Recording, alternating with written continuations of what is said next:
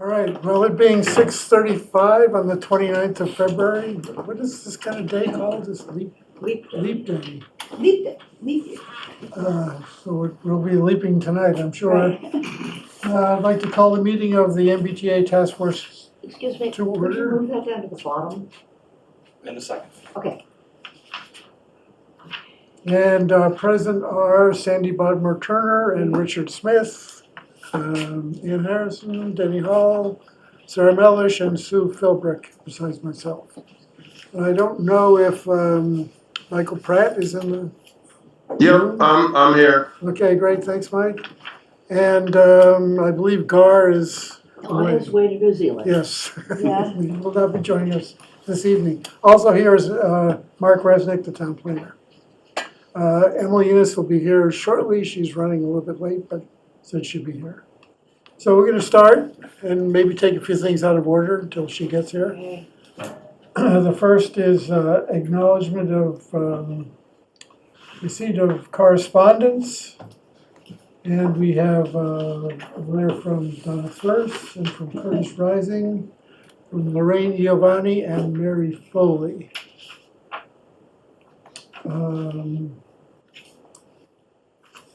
Then we have the updated schedule. There are two things I want to call out on this. The first is March 7th, we were planning to have a meeting with the environmental boards and so forth. And it turns out that night there's a couple of conflicts.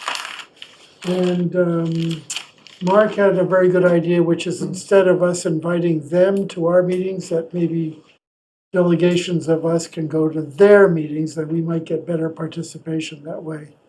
And I agreed, and so we're gonna do that. And we'll send out a schedule, and people who'd like to go to those meetings can, but it's certainly not required to. The other important meeting is March 25th, and that's a Monday, and that is a day when we're trying to schedule our first joint meeting with the planning board. Emily Innes said she could be there, so that's good. And I guess we could find an alternate date if that doesn't work for us, but hearing no objection, 25th, we will have our first engagement with the planning board. And then there would be one on April 8th. That's the old schedule. Yeah, they'll go back to revert to the old schedule. Oh, by the way, April 8th, was the day of the eclipse. Ooh, Right. well, that's kind of exciting. Yeah. We'll actually get to see some of it there. Not as much as. Unless it's raining, in which case it'll just get dark at 3 for a couple of hours. So without Emily being here, I'd like to move over to the next item on the agenda after her presentation, is a discussion on neighborhood descriptions and overlay district selections.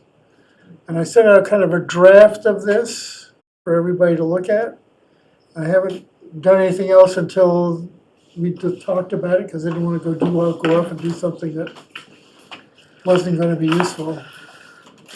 So I don't know if anyone has any comments about it. The one thing I really would like to make sure we get right is data that we'd like to collect for each of those neighborhoods.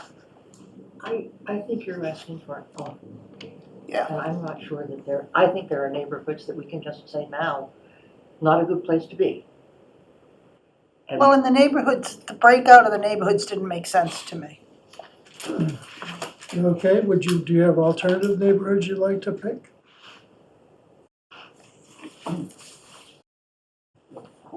you could do it, I suppose. They were by kind of zone. crossing boundaries. So, so I first looked at this in terms of zoning districts, but that didn't make sense because like the D1 district isn't really a neighborhood. D1 is.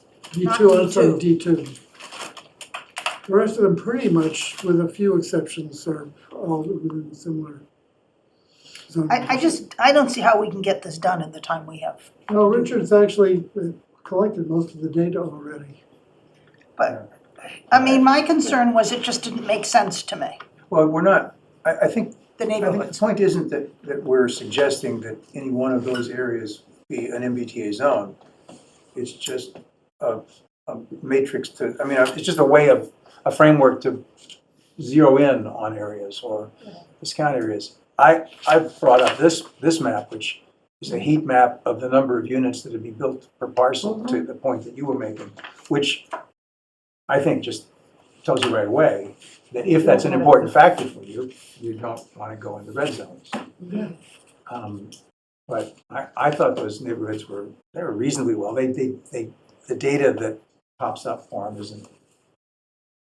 My problem was that when you come up, I went to a presentation by the MAPC this week, and they have their own suitability map, their own suitability tool. I And I went ran to the that suitability too. model That's very on our helpful. neighborhood. And you get this beautiful map in colors that tells you what's suitable and what's not, and it's totally meaningless, because it's got so many factors inside it that you don't know what's going on. And also, none of the factors have anything to do with what you want. It only has to do with what the people that are going to move there want. So, Well, perhaps we could start by talking about what we do want. When we have our guidelines, and there are a couple of things that I've thought of that aren't in the guidelines, like, I think it's reasonably important that if you're going to have dense development, it would be better to have it on the sewer than not. Sure. why? What? For a separate area, which is a big development, yes, I think that the developer would do a good job. But if we're planning to have a lot of small 3 and 4 family places in areas that don't currently have sewer, we're going to be running into septic systems that are badly designed and Which is part of the objection to East Manchester. it's part of the objection to a lot of areas.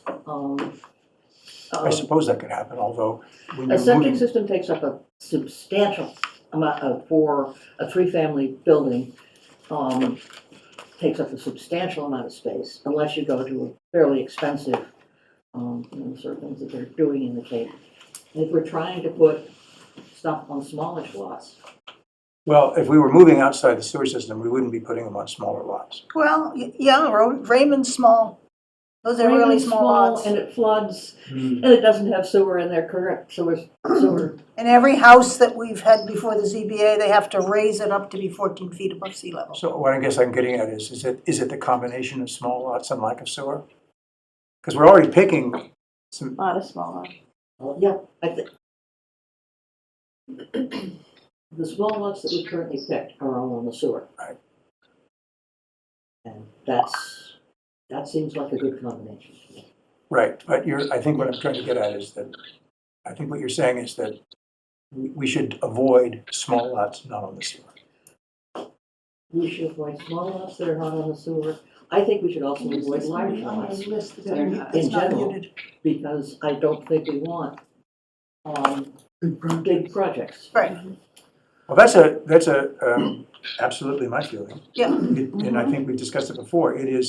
I'm not sure that it, I'm completely with it. I just wonder, how do you think that will be received? Do you think that that's? Well, I think that my goal is you comply with the law as minimally as you have to, and you do it in a way to keep as much development out as you can.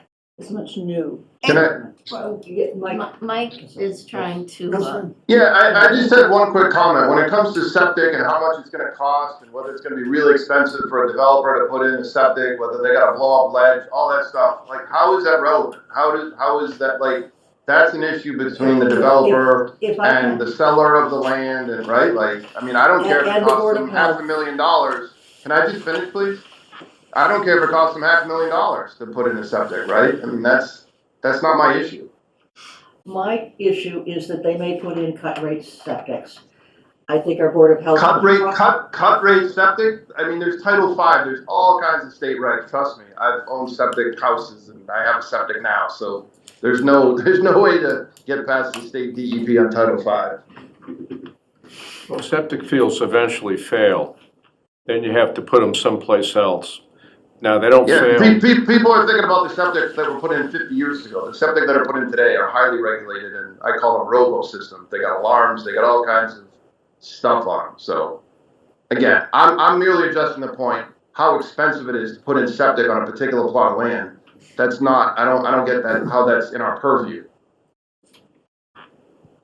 Well, I want to go back to this neighborhood idea, because this is exactly the kind of discussion that we all have our own individual opinions about things, and I think we all probably agree in general that we want smaller scale development, and the way to accomplish that is on smaller lots. But that doesn't really address the question is, have we looked at every neighborhood in town? And I think it's legitimate for people to say, why should this part of town be burdened with all this density, and other parts that happen to be wealthier and have bigger lots are exempt? And I think we need to, But the bigger lot issue is that encourages so we all have that. bigger development. I agree, but what we need to do is have a systematic way of presenting this, and not just our own individual opinions and then somehow think that that's going to create a consensus necessarily. So I'm suggesting we actually vote on specific areas and say, this is acceptable, this is not. This, we're not gonna do something at this particular neighborhood for these reasons, Yep. instead of just our own personal opinions right now. And I'm not suggesting we can do that tonight either. I just want to try to create a framework where we can make these decisions in a reasonable way that people will understand. I agree wholeheartedly. I mean, I think to some degree, the level of discussion and disagreement with our proceedings so far has been pretty minimal. I've been to a few meetings in other communities, and that's certainly not how it's gone. And I think it's very important to have a document, a framework, a way to say, this is why we picked this. This is not because you preferred it, Ann, or I didn't, or vice versa, but here are the reasons. And I think we need to have that document. And if Richard, Lord love him, is willing to do the work, I think it's terrific. What difference does it make how many lots there are in a neighborhood? How many lots? Well, is it, How many- Size. How many buildings you can build.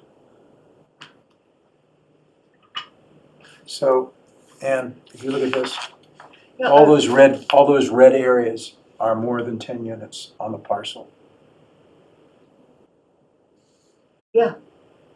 I do understand that. What I don't understand is why we need to go through however many neighborhoods and pull out all of these details.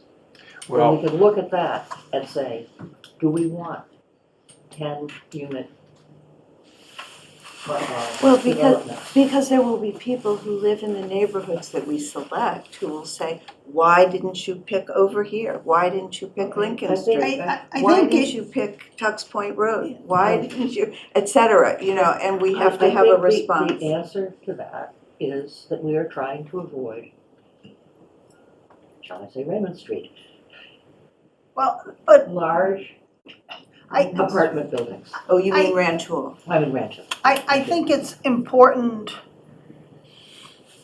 the total existing residential units.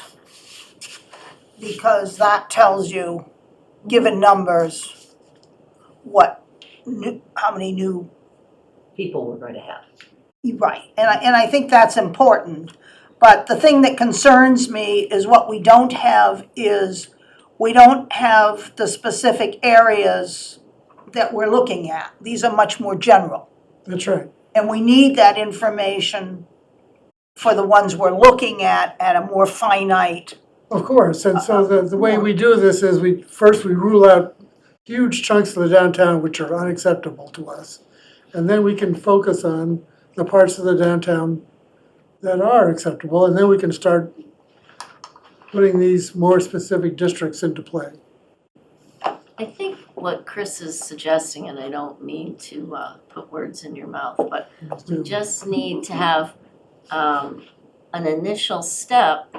It's not necessarily going to change our direction, but it will help us when we have to explain. You know, we all in our own mind have certain priorities. And we've already, each of us in our own way have discounted areas of town. But we have to have something concrete that we've discussed as a task force about each area of town to point to and say, this is what we discovered about this area. This is why we voted as a task force not to include that. It's just, I think, part of our obligation that we're gonna need to establish when we ask people to vote on what the select board allows us to put in the warrant, allows the planning board to put in the warrant. So why did we select structures built before 1920? Because if, it's a part of an indication of the historic nature of these neighborhoods. Some are newer than others. But it's just an arbitrary year. It is, but it's where we have the data. Any year you pick would be an arbitrary year. Yes. Right. So you either disregard historicity or you. Because I thought that what we were saying was excluding structures in the historic district, which is We said along completely with it. We said along definition. with it. The than historic district is 1920. was only 5% of the town. Right. If that.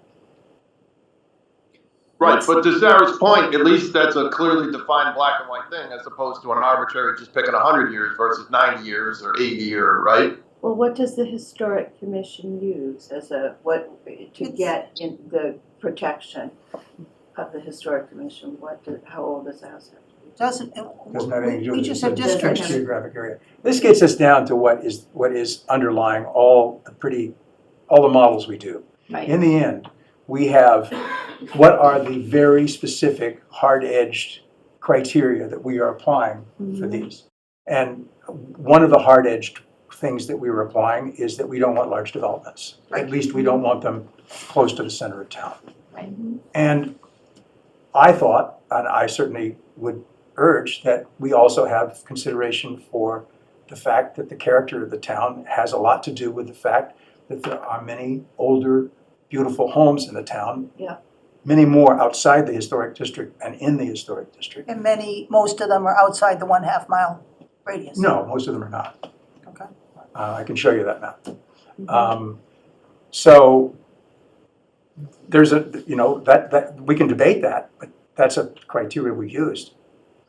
And another criteria we've used is that I think we don't want to add 550 new units to the town net. We want to add a number that is somewhat less because we have situated at least a portion of this on areas that are already densely populated. And I think, one of the things missing from here is lots that are well-developed, so it's unlikely that they would be redeveloped. I think that's important. I think it's important to a point, but I don't put a lot of faith in my ability to foresee what's going to happen. This is a long-term zoning law. You don't know what a developer's going to do. It may give you some comfort for a few years, but you don't know. We should zone what we want to happen. How do we measure that, Sarah? Well, to look at the lots in town where there've been developments done that are a little larger and are nice. What do you mean by hands and not data, but just, So it would be Well, the for instance- flip of the historic district, so it would be anything For that instance, was Sawmill built- Circle Right. Yeah. okay, so That- we could, and 21 Pine, those are areas that if you include them, it's very unlikely a developer so we would come could in. say buildings built after, 1980. I wouldn't do that. I'd put a dollar value on it. What the developer's going to see is that if I demolish this building, I'm going to be demolishing X dollars worth of building value. Doesn't matter whether it was built last year or 100 years that's ago. interesting, assessed value. So you just look at the assessed value. That's what you're I losing. agree, I agree with Richard on that one, I like that. Let's add it. Say that again, Richard. Well, if I'm a developer and I'm looking at an acre plot, what is it about the building that's there that would discourage me from tearing it down and building it? It's the value of the building. The building's worth $1 million now as a building, Well, and I'm losing $1 million when no, I tear it down. that's not quite right. I mean, it depends on what the developer could then build on that lot. No, I understand, yes, but And as, that depends, so you take Yes, an yes, but acre, part. Wait a Hold minute, on, let hold on. Denny stop. Hold on, Mike, hold Let Denny on. finish. you take an acre of land someplace and you can build 15 units on that acre. And you're knocking down a house, let's say the house is worth $1 million, make it simple. You just amortize that cost, you build 15 high-end condominiums. You amortize that $1 million house pretty quickly. so you're saying that it's the combination of the value of the house and the potential value of whatever gets built there? So how about it's the assessed value divided by the capacity of the lot, which we could do. That's interesting. But I think what he's pointing out is that if your incentive to tear down $1 million house on Mascanoma Street is greater than your incentive to tear down a house on Raymond Street at the same value and same lot size, because the value of the new homes in one neighborhood will be worth more than the value of the I homes don't in think another. that's exactly. I'm not sure that's true, but I think it Well, goes this- back to the density that you can do and the size of the lot. Right. Size of the lot. Very simply, part of the equation to that developer is the cost of him to buy the existing Right. property, right? Just very simply. The cost of buying the existing property, whatever's on it or not on it, that's part of his equation. And to Rich's point, the higher that cost, right, the tougher it is for him to run the numbers to make it a worthwhile investment. It's that, Which it's is that how- simple. But it is dependent, I'm sorry, go ahead. I was just gonna say that maybe, there are some lots that are inherently valuable. So just taking the assessed valuation, Isn't gonna do it. isn't gonna do it.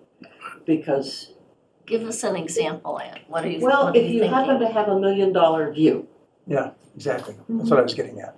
Well, take somewhere, let's do an extreme, like Crow Island, okay? I okay? don't know how big it is, how many acres, but Mhm. I don't know what its assessed value is, maybe 20 million or something like that. Probably, yeah. I mean, we could do the chimneys, which sold recently for 20 million. Okay, let's do that since that just sold. And you compare it with, a nice house on the backside of University Lane. But you also have to look at the topography of the land. I mean, I think we're getting into areas that Sure, we can't afford to go. So I think my point would be, and this is just a data point, so we're not gonna base our decision just on that factor, and this is gonna be averaged out over a neighborhood. So in this particular neighborhood, the capacity, the value, the total value, assessed value of all these properties divided by the capacity of all these properties. You also have to divide it by the number of lots. Because the other factor is if you've got, 10 6,000 square foot lots together versus one 60,000 square foot lot, it's a lot more difficult for a developer to purchase 10 lots Sure. at $1 million a think piece that's a than different- one 60-acre Yeah. lot. I think that's a different data point. That's so we say, so this is more valuable, this land is much more valuable and less attractive to a developer.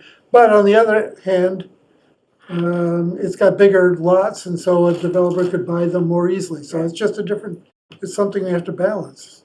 The numbers that we're pulling do use net buildable land. It excludes whatever land the MBTA zoning is excluded, so. Oh, but it's much bigger than that. You take my lot, Richard, and it's a half an acre. Mhm. The cost to put 7 units in that lot is astronomical because it's all on ledge. Yeah, So there's we some should parts of definitely town where zone it's your And house. I'm not the only one. It's the ledge in town that makes a huge difference on, So the other thing in that little thing I sent out was a series of town maps that show different constraints for development, including the rock outcroppings and sewer lines and so forth. And I think eventually we could superimpose the overlay districts onto those maps to see how they fit.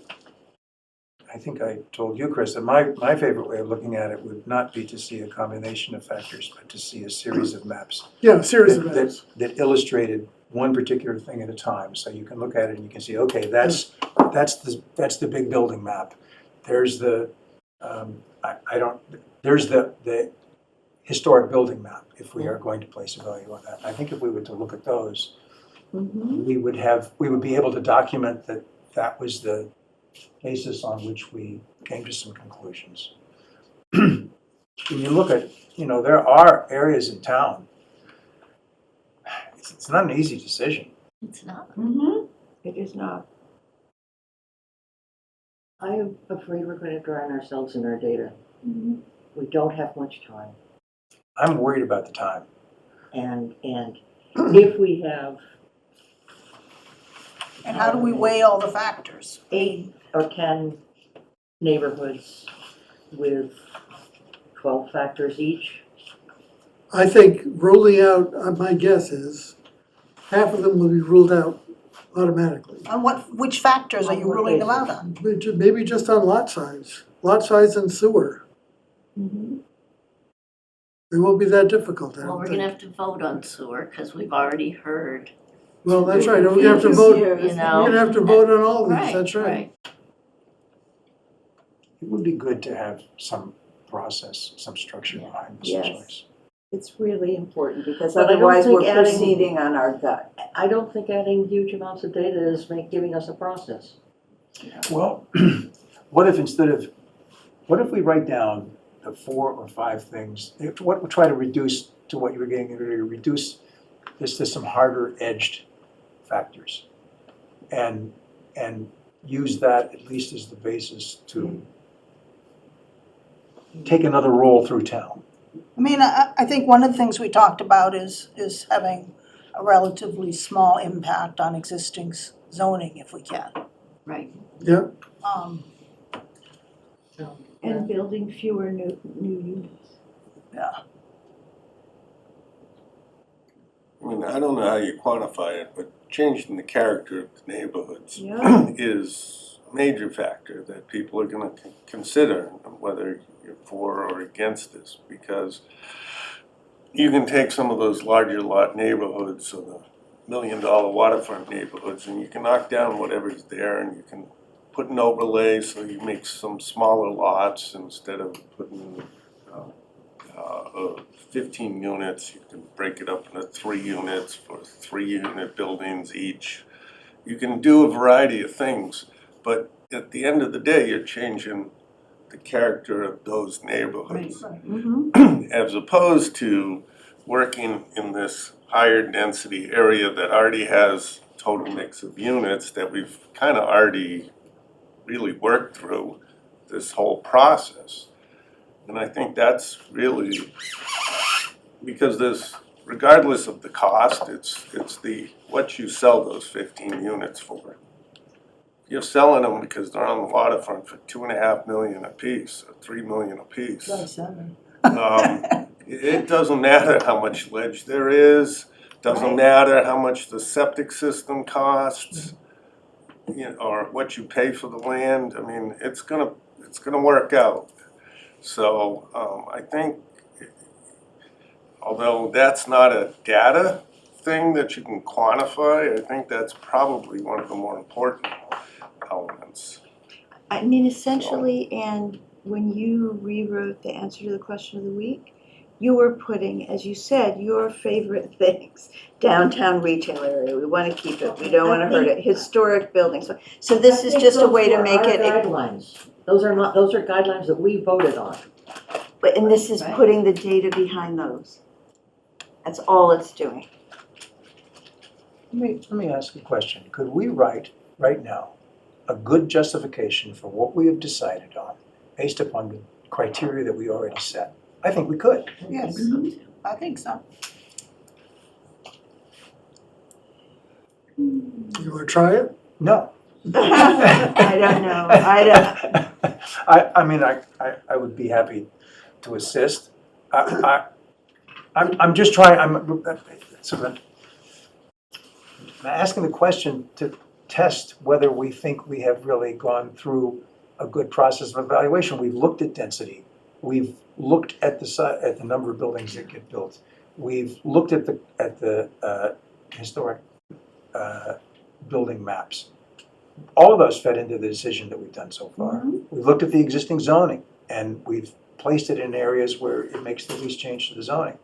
We do have good backing for it, and the whole point of what you're getting at is to be sure that we are confident that we have followed careful process in our decision-making. Yes, Well, that's exactly right. and also to make very explicit the decision-making. But maybe instead of someone trying to write it out, we do it in reverse. We take one of the districts that we have agreed on so far, and we just lay it why out we in picked our it. meeting. And Well, I think the question in the end is always going to be, not do you have good reasons for the one that you chose, but why did you choose the my other- district that's instead of right, someone That's else's? right. It's totally, it's as compared to what? right, sure. As compared to what? But I think if you're gonna do that, and I'm getting back to these districts, then you have to do it in the size districts we're having to come up with. Yes. Whereas these, I mean, here you've got Lower Pine Street mixed with Walker and Forester. Well, we've merged Lower Pine with Morse Court and Elm Street. So that's why I'm saying this doesn't really make sense to me. I don't think that it matters. I mean, these are totally arbitrary, well, they're not totally Yeah, arbitrary. no, you're saying why you're not picking them, but yet you're picking pieces of them. Well, I think that's legitimate to do. Oh, you're back on the original, on that map? Is that what you're talking about? Yeah. I mean, that, I mean, we can adjust the map too, it's just arbitrary. I mean, they are neighborhoods, why? What makes you think they're neighborhoods? because they're contiguous, they're bounded by streets, they're zoning districts. They have the similar kind of housing to them, Spy Rock Hill with the golf course?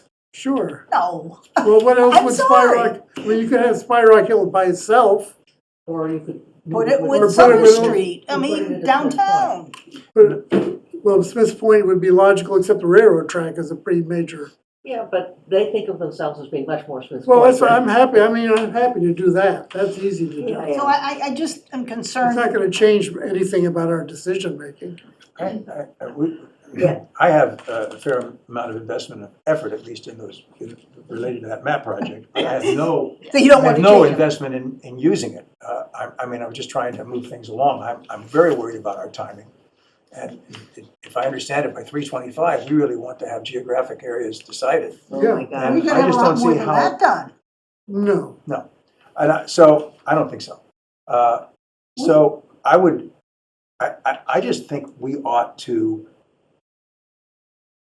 write down a summary of how we applied the criteria that we have to come up with the decisions that we did, and maybe take a pass at discussing some of the other areas. We can eliminate most of the town if we say we don't want 20-unit developments. Right. That wipes out a good part of this inner circle. So that, you don't have to talk about it. And there are some other areas that you could argue about, but then get into by the time you take the 5-acre requirement, Mhm. by the time you'll have a few other areas. Mhm.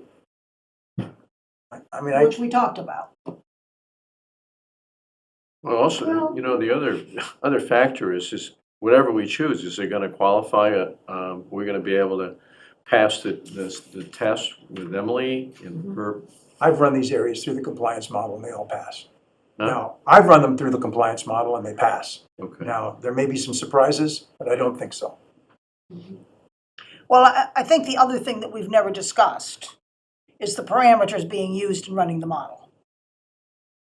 So for instance, one thing I saw that made me nervous was, I think I saw that coverage of 70% was being used.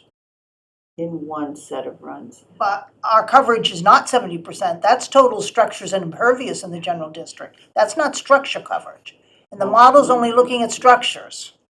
If you would like to, I mean, I have maintained from the beginning that it is important for us to go into the details of these criteria, and have asked for the models, not gotten them, so I've done them Right. myself. Yeah. You can twiddle with them, you can adjust things. It's surprising what you can get away with. We can certainly go into that. I'm just saying that with reasonable numbers, it does pass.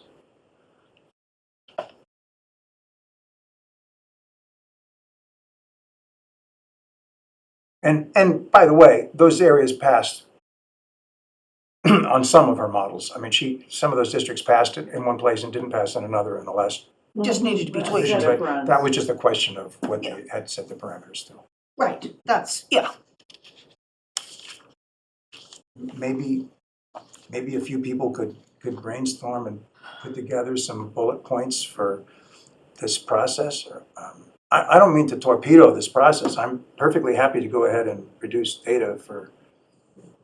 Well, I just want, I want this to be a systematic decision and not just be based on our opinions about things. Right. I agree, absolutely. And I think we have been informally systematic. Yes, I agree. I know, I That's a think we great have way to to. put it. Absolutely. I mean, starting with last fall, when, Right. you know, you started your first maps. And I think it's gonna be relatively easy to come to a decision. We all agree in principle to what we want to do here. And it's going to make the decision relatively easy for us to make, but not so necessarily so easy for us to justify unless we do this kind of Well, and analysis. right, and to help people understand how we came. Right. Help the citizens of the town understand how we came to those decisions. While we're looking at this full map of the town and neighborhoods, something that hasn't come into it that I've seen is that in the area outside the circle, we need 20 contiguous acres. 23. 23 contiguous Yes. acres. No, they don't have to be contiguous. Well, 5 acres, there's No, something. 50% has to be contiguous. Because that would be in. No, we don't get it in the downtown area. No, we have to have 23 contiguous, and it locks us into Yeah. either Gordon or Mac plus A and So- A. So why are we looking at all at neighborhoods that aren't inside the circle right now? I'm not. I mean, I think people raised the issue about the golf club, and we did the numbers. The golf club is one parcel, which is over 2,700 units. Mhm. That's a large development that we didn't think we wanted. I need some help here, because there was That's a good point. there was something that I noticed and did not understand on Emily's document, which is 15% or 18.5 contiguous acres. I thought we were limited to basically having 5-acre clumps, so we could have as many as 6 We can't have any subdivisions. clumps smaller than 5 acres. Right, But we have to have one clump That's contiguous. that's large and contiguous. Actually, Ann, that's a very good point. The And fact it's- that we have to have 20 acres outside the circle, we have to have 20 acres contiguous, and there's really no other choices that I can think of reasonable than the ones that we already have selected, the LCD and the Gordon Woods. That rules out almost everything else outside the circle. well, she's saying 18.5 Well, we could do the contiguous golf acres, not course. 20. But Yeah, it's 18.5, Yeah. but still. Yeah, but I think one of the things we were trying to Here do she is. is to yay, Yay.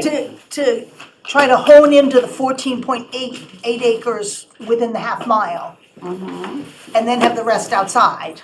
And that gets you to the 23. Understand? but you don't need to get to 23, you need to get to 18.5. The only reason that it's No. 23 is because that's what those two parcels add up to. Uh, There's no other, we would get to 18.5 if we could, but there's no way to do it.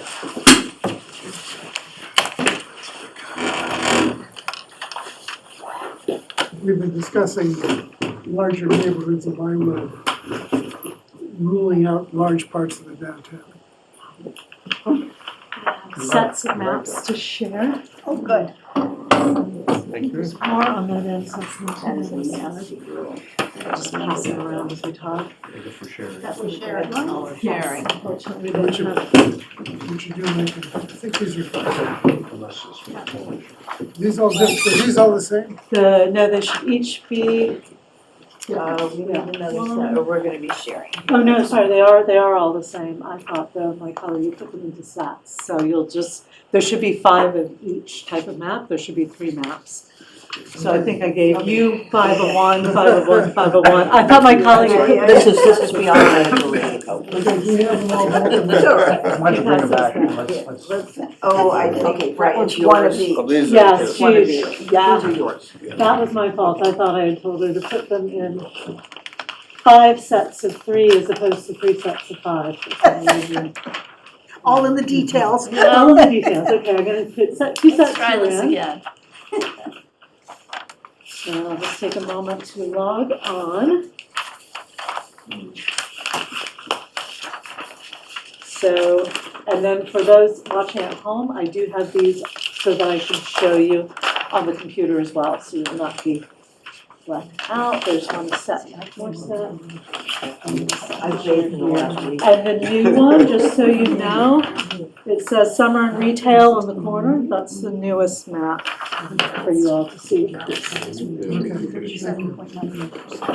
So while you're logging in, is there anything more we should say about this? Just increase the density on Powder House Lane. I don't know. No, we didn't. Well, we didn't finally vote. I mean, I certainly, And it comes up. if Richard's willing to do it, I would like to do Downtown. it. Because I Which is think what we needed. in terms of our interactions with the public, Does it we meet the really gotta criteria? explain how we came to the conclusions we did. Does And the more factual and It's- systematic it is, the It's on better.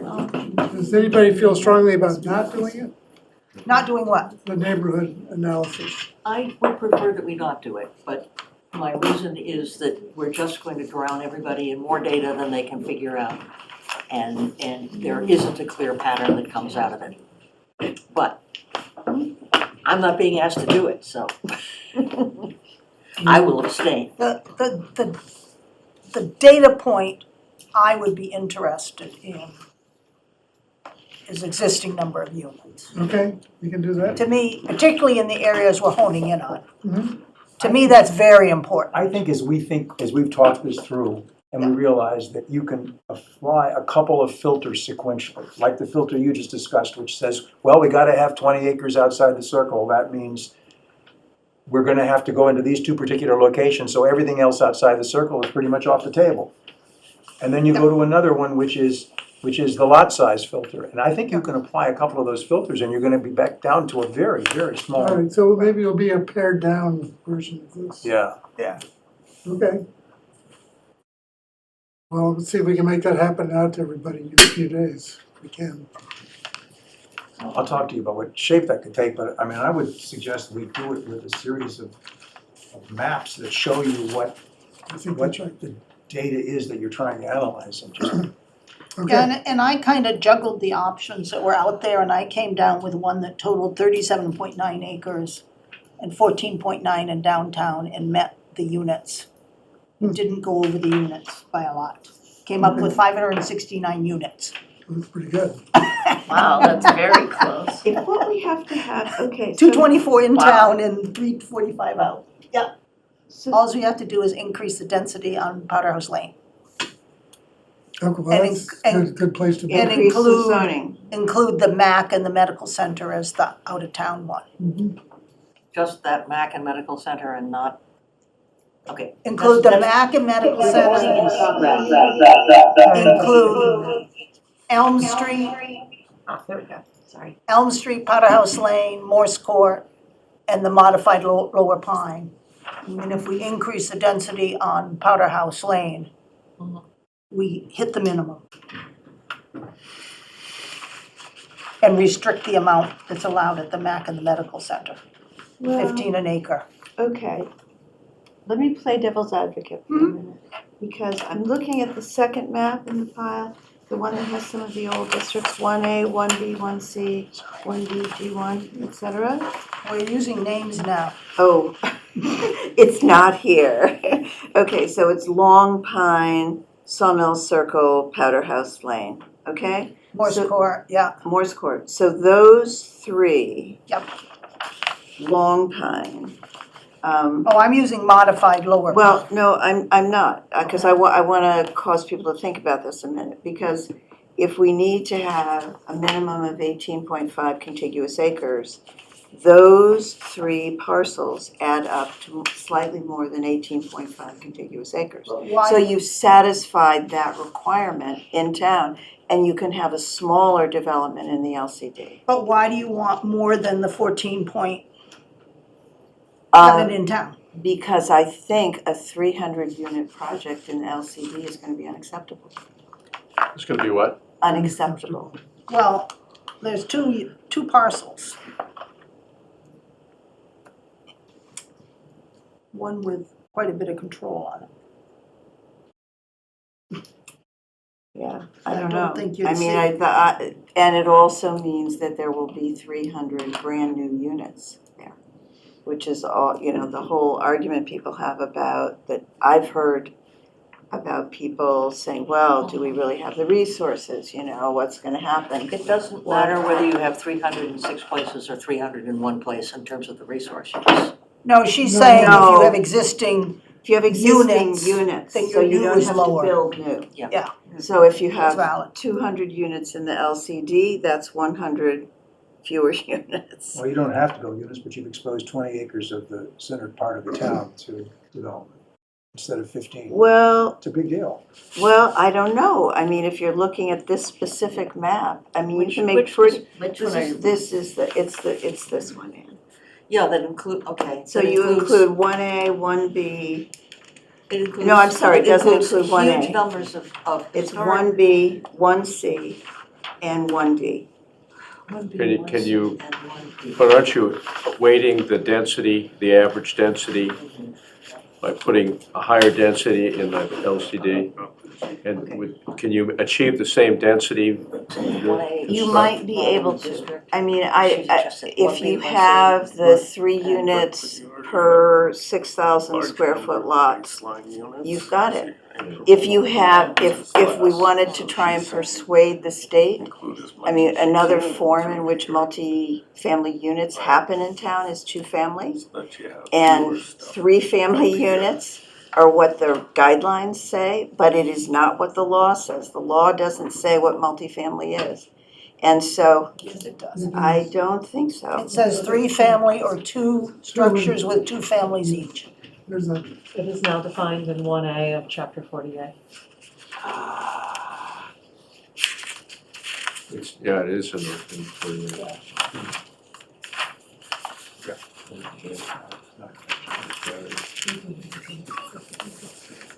okay, can we share, Sue?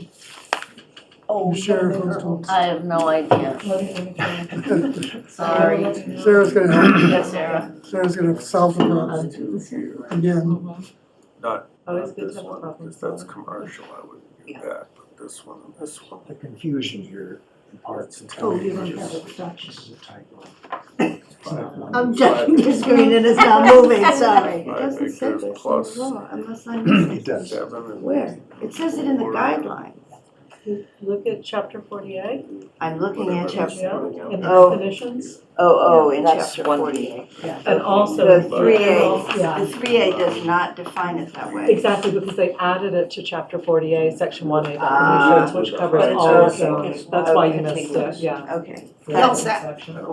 In any case, you can still accomplish No, what you're trying to do in terms of density doesn't with deal with 6,000 the square foot 18 lots and the. But not all our lots are 6,000 square feet. Right. That's the challenge. You can't assume they are. You have to use the actual existing lot sizes. Right. So we don't put. Okay, so, should we move on? Whenever you're ready. I'm ready. So first of all, apologies for being late. We had a glitch between the spreadsheet and the presentation. So the information I'm going to show you at the beginning, the summary information, is just fine. All of the 5,000 backup tables, there are a couple that are still incorrect. I wanted to be right with the summary information, so I figured you'd prefer right and late to wrong and early. So I'm going to show you the summary information, and then after we go back and correct the backup information, which is correct on the spreadsheet, just not in the presentation, I'll give that to you tomorrow. So the basic summary is out of the multiple rounds of variations that we did, we do have 3 compliant districts to talk over with you today. I'll show them on the screen here, and then we can go through the basics or the details of each district. We also have 1 district that is very close to being compliant. It is geographically, it is in terms of acres and location of acres. It's slightly under in terms of number of units, so that implies a change to the dimensional standards rather than a change to the geography. So the first one we have is, so after the last meeting, we had the districts we'd started working with. We talked about modifying Lower Pine, reducing Lower Pine, and we've talked about adding 2 other areas, which I'll go through this variation with summer and retail, and then Valentine to summer. And so that second map, or that third map that I gave you that has the orange, the green, and the blue on it, it's got summer and retail. And for people at home, I'll show you the maps in a little bit so that you can see them all. Those are the 3 new districts that we're talking about. Okay. So what we did in the background information, just to let you know the long list of things that we went through, is that we did a variation where we just used Lower Pine Street in all of the scenarios we showed you in January and the earlier meeting in February. We did an option where we did the summer and retail areas plus Lower Pine Street, and an option where we did Valentine and summer, and that Valentine and summer was the most recent, and that's the one that's still a little messed up. We also looked at an option that I'll show you that is very nearly compliant. It's just missing that included modifying some of the options that we talked about last time. So what you see here are 3 in which the acreage all work out fine. You've got the right amount of acres within the station area with some variation of how many those are. You more than meet the final unit capacity. You more than meet the dwelling units per acre. You do have contiguity as well. And what that looks like is this option 1. So with the modified Lower Pine Street, Morrison Sawmill, Brook Desmond, that all meets the station area requirements. MAC in the medical scenario, which also gets you to your contiguity. Those are all fine. The numbers end up being a little bit higher than I think you all wanted them because we're at 721 units instead of 559. We've got more than enough density, but you are compliant. Our revised option 3, and again I have all of the backup, adds Powder House, Elm Street to that mix. You get even more, but you are still very much compliant. And the nice thing, by the way, about being over is that we do have the option to modify the dimensional standards as well. Now, variant C, this is when we were testing through to the Valentine and summer and making some other adjustments. This is a modified Lower Pine Street, Morse Sawmill, Powder House, Elm Street, and the Mac and Medical Center. And again, you get much closer. You still have MAC and Medical Center for your contiguity at the 23 acres. You also more than meet your station area requirements. So you're at 15.7, which is just above the 14.8. You're at 230, which is just squeaking over the number of units. And in the station area, and then you've got 14.74, which is density, but you're offsetting that by the density in the MAC and Medical Center, so you get a total of 17.36. And then finally, this is the one where you're pretty close, but not quite there. This is modified Lower Pine, Morse Sawmill, and Powder House only. MAC in the Medical Center. You meet your station area tests, you meet your dwelling units per acre, you meet your total number of units, you meet your district acreage, just barely on all of these. The only thing you don't get is your final unit capacity within the station area. You should be 224 and you're 206 units. So again, that tells me that all we have to do, if you like this, is just modify what we're using for the dimensional standards. You can probably make that 224. And just for anybody who's watching that hasn't been to or hasn't seen these earlier meetings, we're using the existing existing-based zoning as the model for all of these, so we're keeping that consistent while we test the geography. That's why I'm saying there might be an option to modify that a So little the bit. zoning assumptions for both this and the prior one are all current zoning? We kept all the current zoning all the way What through, coverage? except for two options, option 4 and option 5. What coverage percentage All did right, I'm you gonna make use? everybody dizzy and go through to zoning parameters. So this is what we use for D2G and LCD. Are the current coverage in the general district for structures is only 40%. The 70% is the total of structures and impervious surface. Okay, then we'll need to modify So that, that- in which case you're gonna go down. Right, but Okay. that, I think switching from, and I'll double check it, but I'm pretty sure switching from the 40% to the 70% would be something that people might react to. Yep, that's, well, again, so one of the questions, and Chris and Richard and Mark and I all had a quick update before today's meeting, just to make sure that we were on the right track for the presentation to you all. And one of the things that we discussed, because I was seeing it in the first round of variations that we did, is we're getting very, very close on geography. We're starting to get to the point where as we mix and match, we're not seeing that much difference between the geography. If we can get it kind of close to the minimum number of acres you need in each area, which is what I was hearing and why we did that last test. At that point, it becomes how do you want to apply the dimensional standards? So I think that point, if you want to, drop down from 70 closer to the 40, see what that does in terms of units. That makes sense. That will go back to the balance that we talked about of how much within each area, but trying to change the dimensional standards and the geography at the same time leads to even more variations than I already have in this spreadsheet.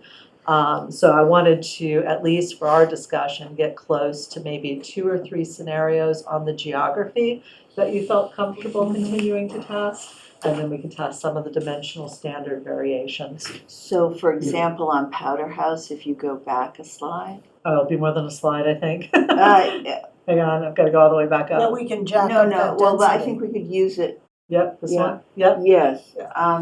On Powder House, you're assuming existing zoning, not zoning to what is already there, to the Exactly. density that's already Yes, there. exactly. And All right, when, so that should add a few. Absolutely. when you're talking a sub-district, Yes. so could we take something like Powder House Lane that has 2 lots on it and have it be a sub-district? Yes. Okay. Yes. Absolutely. I think that's an important thing. Is That's that really the important. density, the dimensional standards, all of those can vary by sub-district. And is there a minimum size for a sub-district? 5 acres. But Oh, that's no, if it's by itself. By itself. If But it's contiguous- adjacent to another sub-district, that counts as one Okay, contiguous area. so let's say we have a 5-acre district. Yes. And within that 5-acre district, can we have it, what are the sizes of the sub-districts? There's no limitation on that. The limitation is on the contiguity of the districts. Okay, The only limitation isn't an HLC limitation. It's a understanding at town meeting what rules apply where. So if you have too many sub-districts, right. your zoning starts to get extremely complex and less easy for people to, less easy for people to understand. Well, Powder House Lane is really small and it's Yeah. very dense and Mhm. it's, I think the owner would love to put another building in there. And So, again, we could then, so you might be able to tweak that one and Yes. get your desired number of units. and we had talked about that, but Yeah. again, once you start modifying the districts in terms of geography and in terms of density, and then I pull these up, it's near impossible for us to tell which one we're looking at. So after our conversation, I wanted to focus on geography, get that set, as I said, 2 or 3 scenarios. We have close to 4. We could actually keep these 4 and play around with them a little bit more if you wanted to, or we could choose 2 or 3 out of these and work with those. And with that, let me just show the people at home the districts that we're talking about, or they will get confused. So I just want to pull up the new districts for people to see while we all chat.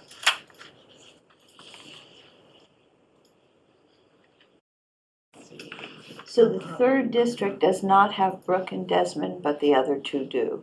Yes. I believe And it was- instead of Brook and Desmond, it has the downtown area. No, I'll go back to it in one moment. There's So one just so on- everybody can see, I'm gonna pull out. So Lower Pine is this blue. It was extended further up in our earlier discussions. Yeah. Summer and Retail is the orange, and Valentine to Summer is the blue. I'm just gonna scroll in so people can see that. And then while they're looking at that, I'm going to pull that up. So the last option, option 5, we're calling up, variant C, option 5, that'll tell you how many we were doing, is Lower Pines, the modified Lower Pine Street, Morse Sawmill, Powder House, and MAC in the Medical Center. Is the new Lower Pine including 21 Pine? Doesn't look like it. I cannot, here's the new Lower Pine on the screen. I don't have the numbers up. No, it doesn't. No, it doesn't. It No, should. that was a big, important one to include. This is not, It's not Lower Pine. it doesn't make, That's, I Is think that what we pulled from Morse your court, maps. wouldn't it be in the Morse court? that's on It the other side. fell into the This Morse. Lower Pine is, this Lower Pine is the west Yeah, side. that's right. It fell into where the east side of Lower Pine is in Morse court. Morse Court. Oh, got it. Yeah, the old, it's. Because it's the general old- district. The old 1C. Okay. So Emily, as I recall from earlier meetings, Mhm. there are some zoning constraints that have an impact on the model and Yes. some that do not. That's correct. And parking, for example, does not. Parking does. Oh, Parking parking absolutely But does. it doesn't if you have low enough coverage, right? So if we have 40% coverage, there's automatically enough room for 5 parking spaces. Parking is calculated separately within the model. So if you have your piece of Right. land, Right. first you take off excluded land. Yeah. Then you take off open space, then you take off parking, and what's left is your building envelope. Do you have to have open space? No, you don't have to have open space, you don't have to have, we use in the model, there's a minimum 20% open space that accounts for setbacks. Because modeling setbacks on an individual basis didn't work, so we're using 20%. So if you have 0 open space in your zoning, it's gonna model 20% anyway, because you will have setbacks. So that's the proxy, but if you have 30% open space, the model will use the 30% open space, assuming some of that is within your setbacks. For what it's worth, I ran my models on 40% with 70% coverage, and the parking made very little difference. So what's the assumption for parking in terms of square feet? 250? It's actually a ratio in the model, rather than, and the reason for that is, when you try and model exactly the number of square feet per space, you get into an iterative loop based on volume and parking, number of units and parking and number of units and parking. You can't get out of it, so it's actually a ratio in the model. Trust me, we tried. It was not a fun mathematical experience. I'll just stop this for the moment. So it's a ratio in there. The number of spaces that I used for all the models so far is 1.5. That also, by the way, could vary by sub-district if you wanted to. All of the dimensional standards Sure. and requirements could. It may not make sense. Well, actually, it might make sense within the half mile versus outside the half mile. Okay, But so if- 1.5 per unit, so if there's 3 units, it's 4.5 or 5? Exactly, But 1.5 per if you're unit. talking about 4 or 5 unit buildings and these smaller lots, and you've got a 40 and 70% choice, the parking's just not gonna matter. Yeah, the open space or the building coverage is really what's determining your building footprint. Right, so if you're using 40% coverage for structures instead of 70, you've got enough room for your parking. Yes, That's exactly. what I'm Yeah. saying. No problem, yeah. And a building footprint, assuming 3 floors of housing, is So you- 1,000 1,000 feet. feet, yeah. 1,000 square feet, Yes, exactly, it'd be Yeah. 1,000 square feet. which isn't very much on a 6,000 square foot lot. No. So I guess from my perspective, I am just looking for direction from all of you as to what you would like to do for the next step. Do you want me to work with the 3 that we have that are compliant and a fourth that's this close. Do you want me to just work with the ones with the smaller, and I can put them back up on the screen, actually, let me do that so people can see, and you all can see what we're talking about. But just for the next steps of how you want to, problem with the single screens is that they don't always want to show. There it is. Here we are. So just to go through them again, the ones that are compliant, we have a 45 acre, a 48 acre, and a 38.7 final unit capacity, because I think these numbers in bold are the ones that most people are going to, want to know. So 721 unit capacity, 733, and the 599, and then the dwelling units per acre of 17.5, 16.7, and 17.4, and then of course our final option here, option 6, where we're close. We've got again 38.7 rather, 575 and 16.7. So I took option 6 and said increase the density in Powder House Lane to get to the 224 within the half mile. And then I decreased the density at the MAC and Medical Center to come up, 345, to do 15 units per acre, which came up with 345, I think. Which came in at a total of 569, so that's pretty close, yeah. Which is 10 over what we need. I'd be opposed to anything that's much over our minimum 35 Right. acres. Yep, the one on the far right of the screen is the right idea in terms of the size. I The think one in there's- blue, I forget, I think there's actually several combinations here that if that would we, work. if we start by saying we want to be between 35 and 40 acres, and we don't want to go bigger, and we know we've got to use the LCD plots because we've got no other place to go. Don't we have to have 37 acres? Yes. 37. 37, excuse me. 37, Okay, between 37 and 40, excuse me. Okay. The closer to 37, the better. Yes.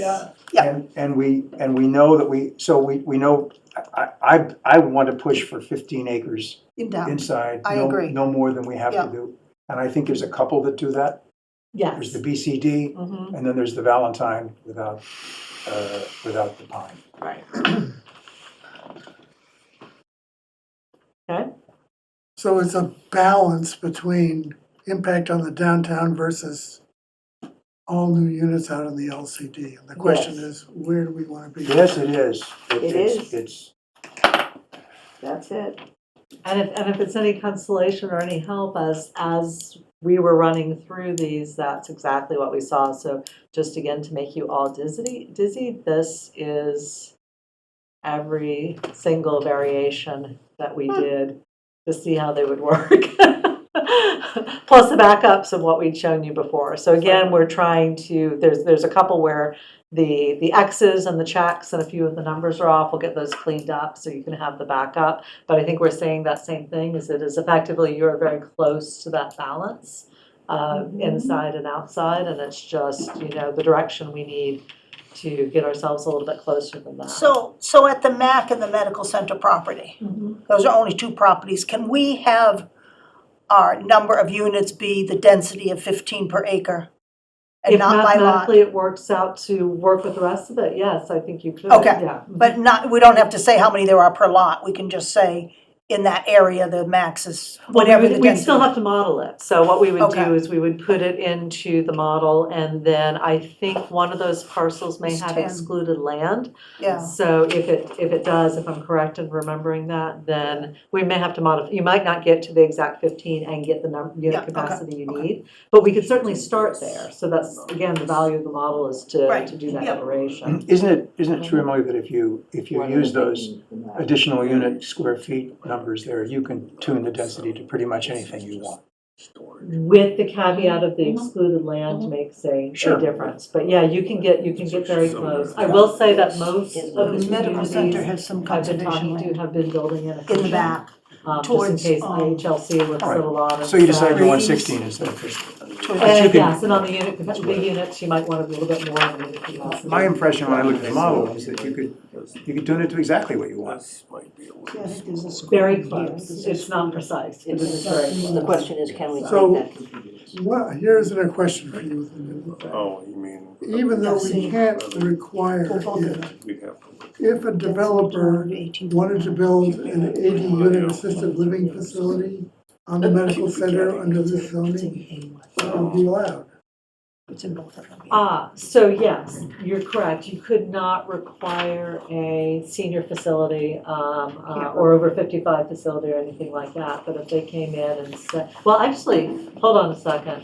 They could build an over 55, they could build an age-restricted multifamily if you allow age-restricted multifamily. In other words, you could have multiple uses in there, right? You could Yep. say, Sure, and if you wanted something that was like age-restricted with assisted living and, say, a memory care unit, right, just to make it a little bit more complex, you would have to actually allow that within the zoning, but you could do that. So Right, as long as you don't mandate it, you're okay, is that? Exactly, because it's the mandate that's the problem, absolutely, that's good to know. yeah.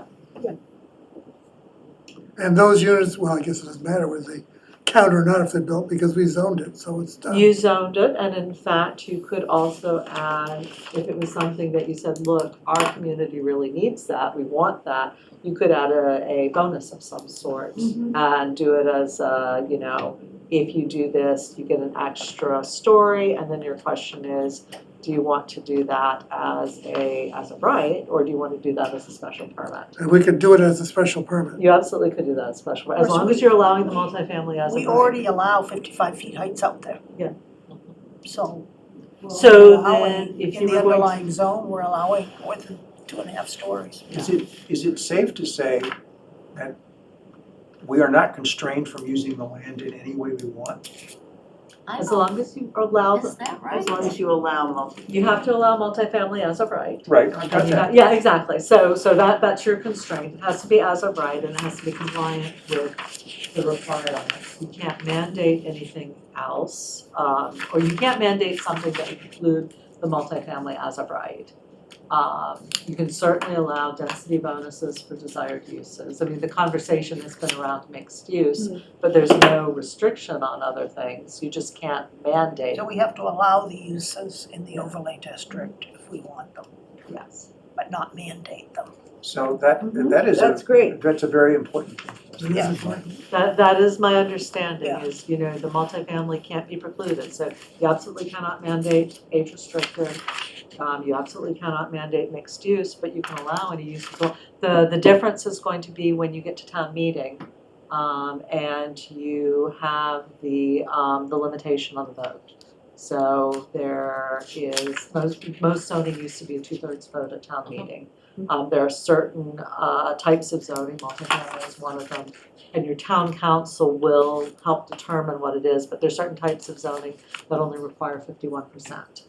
If you start adding other things into it and take it away from the uses that qualify for a 51% vote, then you're back to 2/3. Well, that's a So huge factor. That But is a senior, huge but factor. senior housing is multifamily housing. I don't know, this is where you're getting into what town council could determine. I don't know if that counts or Well, not. the I don't think training it will, leads- but I could be wrong. So you're saying even if we didn't mandate a particular use, Right. but made bonus some sort of incentive for it, you could wind up in trouble with the With the 2/3 quantum of vote of versus. what it's called, Okay. yeah. But Because that's not 3A. The quantum of vote is not 3A. That's actually a different part of the zoning code. 5 And or so, 7 or? and it's very specific about what can. You and could, can't be you could included. also have 2 articles. Yes, could do that. exactly. One with a minimum requiring the Exactly. 51%, and then the one with the good stuff requiring the 2/3. Yeah.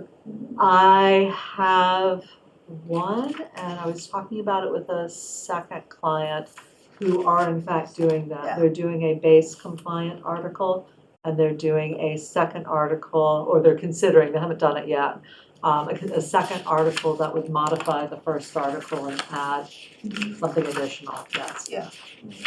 You could also at some future date do a completely different overlay for the district or change the. Yeah, but the senior It's also housing in- piece seems to be very important to people in town. Yeah. So to be able to include it at the same time, but maybe as a separate article so that, Yeah, and it was a pretty long list, though. I did read it a while ago. yeah, Yeah, And it's a pretty long and detailed list, so we might, yeah.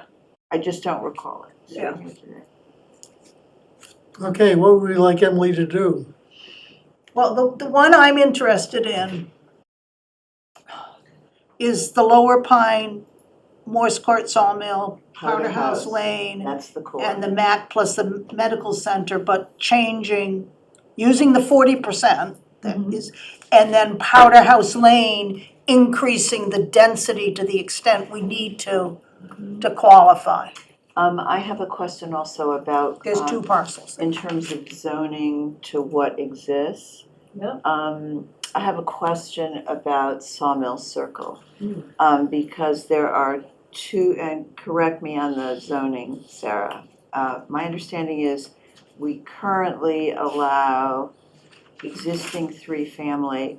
Do we also allow in that district 2 units, 2 houses with 2 units apiece? That's allowed in the general district today, Is that allowed? with under special permit. Under special permit. But the So- Sawmill Circle was a project approved by the planning board.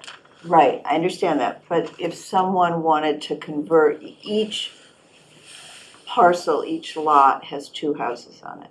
No, those So- aren't separate parcels.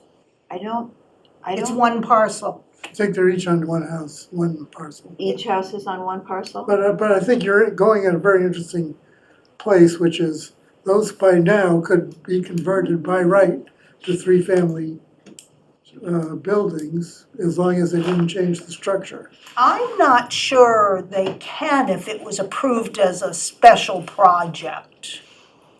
It's a planning board approval.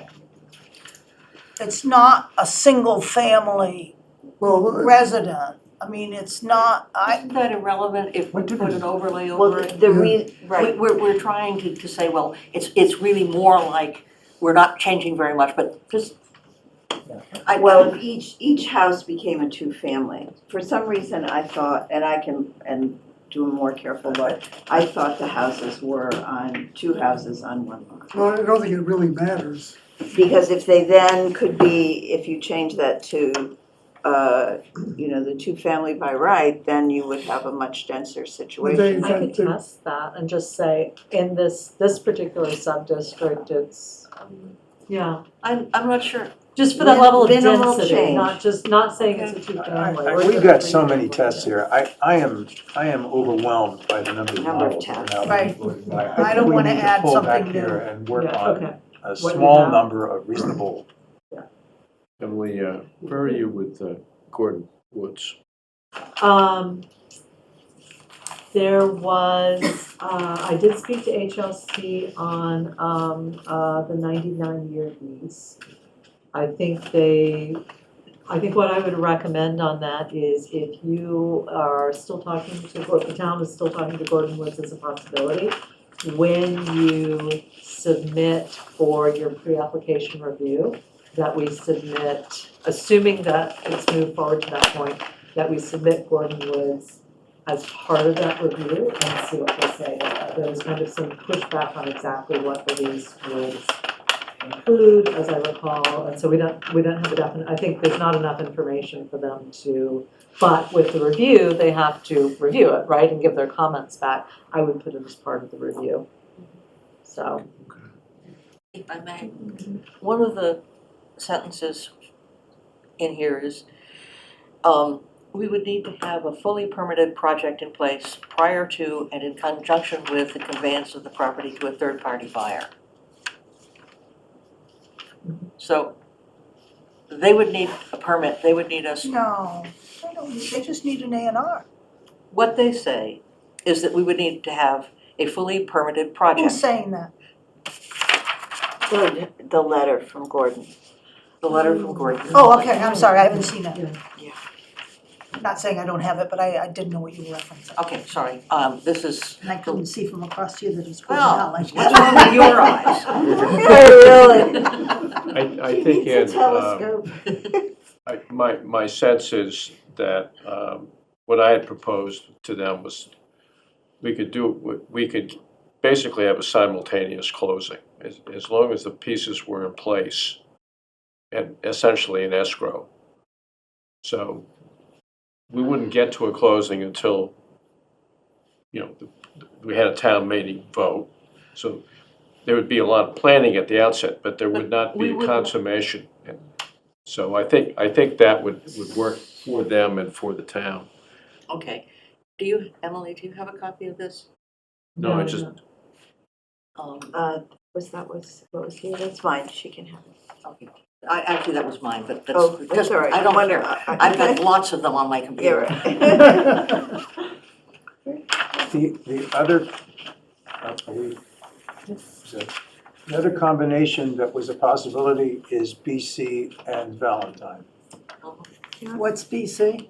Excuse me, CD, it's Morse, Powder House, and Valentine. Excluding Lower Pine then, Trade Lower Pine for Right. Valentine. Valentine. Is that contiguous? The Valentine? Valentine's 5 acres. Oh, it's 5. Yeah. 5.001. Oh. Yes, oh, there it is. I don't, thank you. We did a lot of drawing today. And then, Richard, that would have the medical center and the MAC. There's no way of getting away from the medical Right, center and the MAC that we have found Okay, yet, okay. well, except Gordon. except for Yeah. Gordon, Yeah. except for a Denny-inspired miracle. What? Denny-inspired miracle. The miracles would come from Gordon, I think. Oh, Well, Gordon-inspired there you miracle. go. Yeah, It's the right territory for a So- miracle. So you're talking about on the map that has in the upper right, summer and retail. Let me just put that Yeah. back up for everybody since we're talking about maps. So that includes. No, Valentine to summer. Valentine to summer. No, I'm trying to identify the map. Oh, Oh, yes. Yes. This Lower one Pines- here, yes. Lower Pine Street. Diminished, that's right. It's this guy. Yeah, So it okay. includes the green and the blue there. Yep. It includes the green and the blue. Blue. We're not talking about the orange section at Nope. all. Correct. So this includes my favorite Yes. gas station, Yes. the 12 Summer Street, larger, and then kind of an awkward jump across the electric system, It's okay. Yeah. across the tracks, Fine. and one house. No, that's the Valentine's. There is a It's the house. Valentine That's warehouse. Valentine Warehouse. There's a house on the. This is There it is. out of date. And the reason Did I I say drop it's the out of wrong date one? is, well, maybe it's not out of date. It came up that I measured this by taking 1/2 of the frontage roads, and I got to 5 acres. That is allowed, but has not been the convention followed at Ennis. So we either go back to going to the frontage roads, in which we can actually use these parcels, or we can pick up 2 or 3 additional parcels, Gar's property, for example. which You go a little bit up each street. is, yeah. Well, Now- we could go across and pick up, There's a house on the tracks there that I picked up. Yeah, we picked And that up, yeah, it's and right that there. actually picks up a lot. and you because got it the picks up- hardware store, Because it right? includes more street. And you got the hardware store? No hardware store. We're nowhere near, we're not talking about the orange, Sarah. Okay, Well, You- blue here. We stop at the green. okay. This is the Summer Street project. If you're a little bit short, could you pick up, I'm just trying, I'm sorry, I'm struggling. What street is hidden there? You got C Street and that's Tappan This is Street, Beach. is it? Yes. That's beach, Okay. yeah, Ann's right. So- That's beach. And then what are you including in the rest of that blue? okay, the blue is, That's green. that's the gas station. No, we're looking at the blue to the right, Ann. Oh, okay, this is the blue that's part of the orange. This blue is, What? this is C Street, Yeah, this is the house on the railroad tracks. This is the Valentine's. Oh, I know, warehouse. okay, I got that house. I was And thinking the you- big yellow house. Well, I'm that's not sorry. short, that's not short.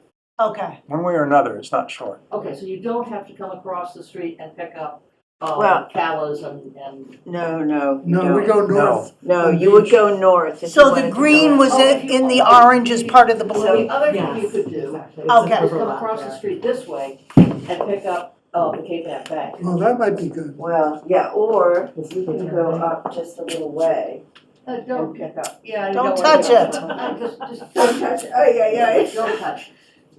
Yeah, so You if could do you that. could go over here and pick up that bank building. And why do we need to pick up This large one is more? the bank building? If there's enough there without it. There is. Don't touch it. I'm not touching it. It keeps getting smaller. Um, Touch screen. Big. Yeah, giant touchscreen. This is a classic case of, if you overlay the coastal zone management folks' concerns, Yes, you're in a flood zone, or a near-term flood zone. I don't think so. Not now, but Wait a year. No, we've looked out to 2070 and this area is, It's not excluded, well, I know, but there is a, but we don't care. Yeah, that's not. So what if they can't develop it because it floods? Not our problem. I'm with Sarah on this. I don't know why we care about it. Yeah. okay, so this picks up the 4 Beach Street. Yes. Shop, Mm-hmm. okay. Picks up the shop. And Picks up the shop, Stanley's, Richdale's, and the existing Yes. multifamily. Yeah. And then it hops across the But it street. excludes Crosby's. Okay, it goes, Yeah. it goes the other Crosby's here. behind, Madam Hannah. behind the here. bank kind of thing is where And the it's dry, it crossing. doesn't include the dry cleaners. it does include the power station. Does Okay. include the power station. If I were to, butts, I would take out, 4 Central and pick up the Cape Ann Bank building. For beach, you mean? 4 Beach, yes, I'm sorry. 4 Beach is kind of character of town issue, and I'm not sure that the Wait, Cape Ann Bank. isn't the Cape Ann, bank building though, south? I mean, how would you connect it? It's south Across of the street, across the street. It's, no, it's what, down one end, the Cape Ann bank. Oh, it's down one. It's down one. What you, Oh, the- this is that's the Barry's. post office. You're the one This that's, is the post office. yep, the one that's gray, This one is shaded in gray is the Barry's, post yeah. office. Yeah, This Right. one is the Barry's, with 11 Beach. yeah, you can't get to the You Cape Ann. can't get to The Cape Ann bank. It's the bottom one. But you can get to Mars, You can get to 11 Mars. Beach. Okay, so remove 4 and 4 Beach and Well- add 11 Beach, is that? Well, If we No. remove 4, You're gonna drop a residential building Right, there in the middle. right. I don't think we wanna It's- make that change. it's existing housing. I have a recommendation. Rather than trying to pick one of these, I think we're gonna present the planning board some options. Okay. And maybe we have a recommendation, saying this is how we would prioritize them. But they might have a different idea. I would rather see us make a recommendation and explain why we discarded the others. But I think if we're down to the point where we have 2 options at this point, then we can present the 2 options and explain why we selected one over the other. Richard, you know about giving difficult children options? That's what my point was. I had some difficult children. Well, you want to give them options. My point. I want to explain to them why we made this choice. Yeah. Well, I think you can still do that.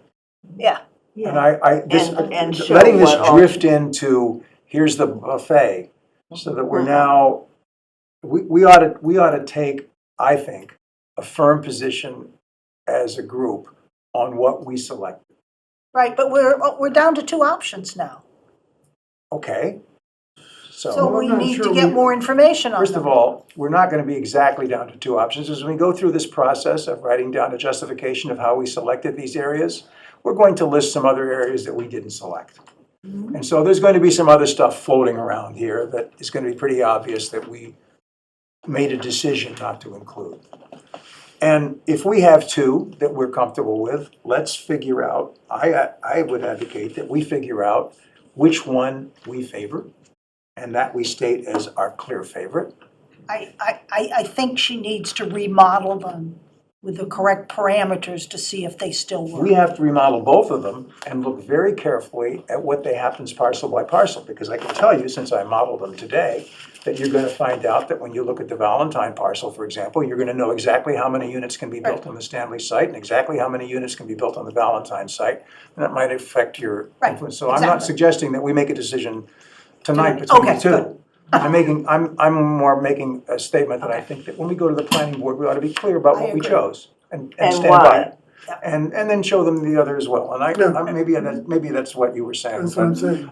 I don't want us to drift into, as Denny says, here's your options, because that's kind of a cop-out for us, it seems to me.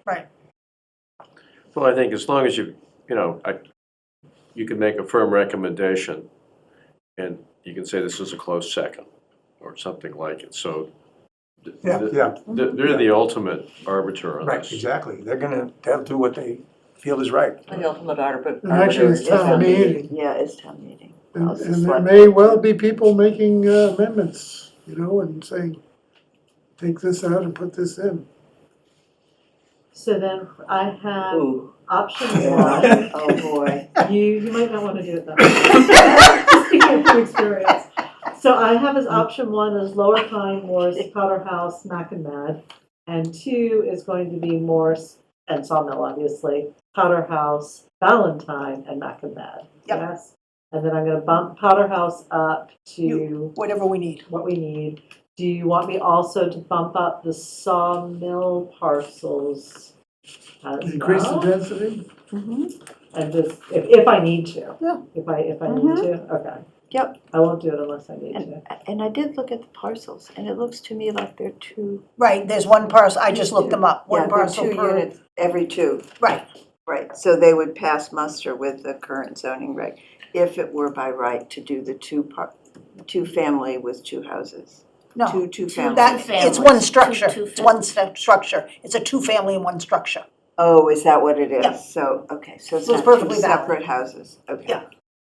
So we can do that, absolutely. We can also do, we've done these capacity maps where we do a map that shows how much unit capacity per parcel. So we can certainly do that to let you see what that actually looks like. Can you show current versus max or not? Actually, we've just been asked to do that for another community, so Okay. we're going to test it on them first. Okay. Good, thank Assuming you. it works, we'll do it for you.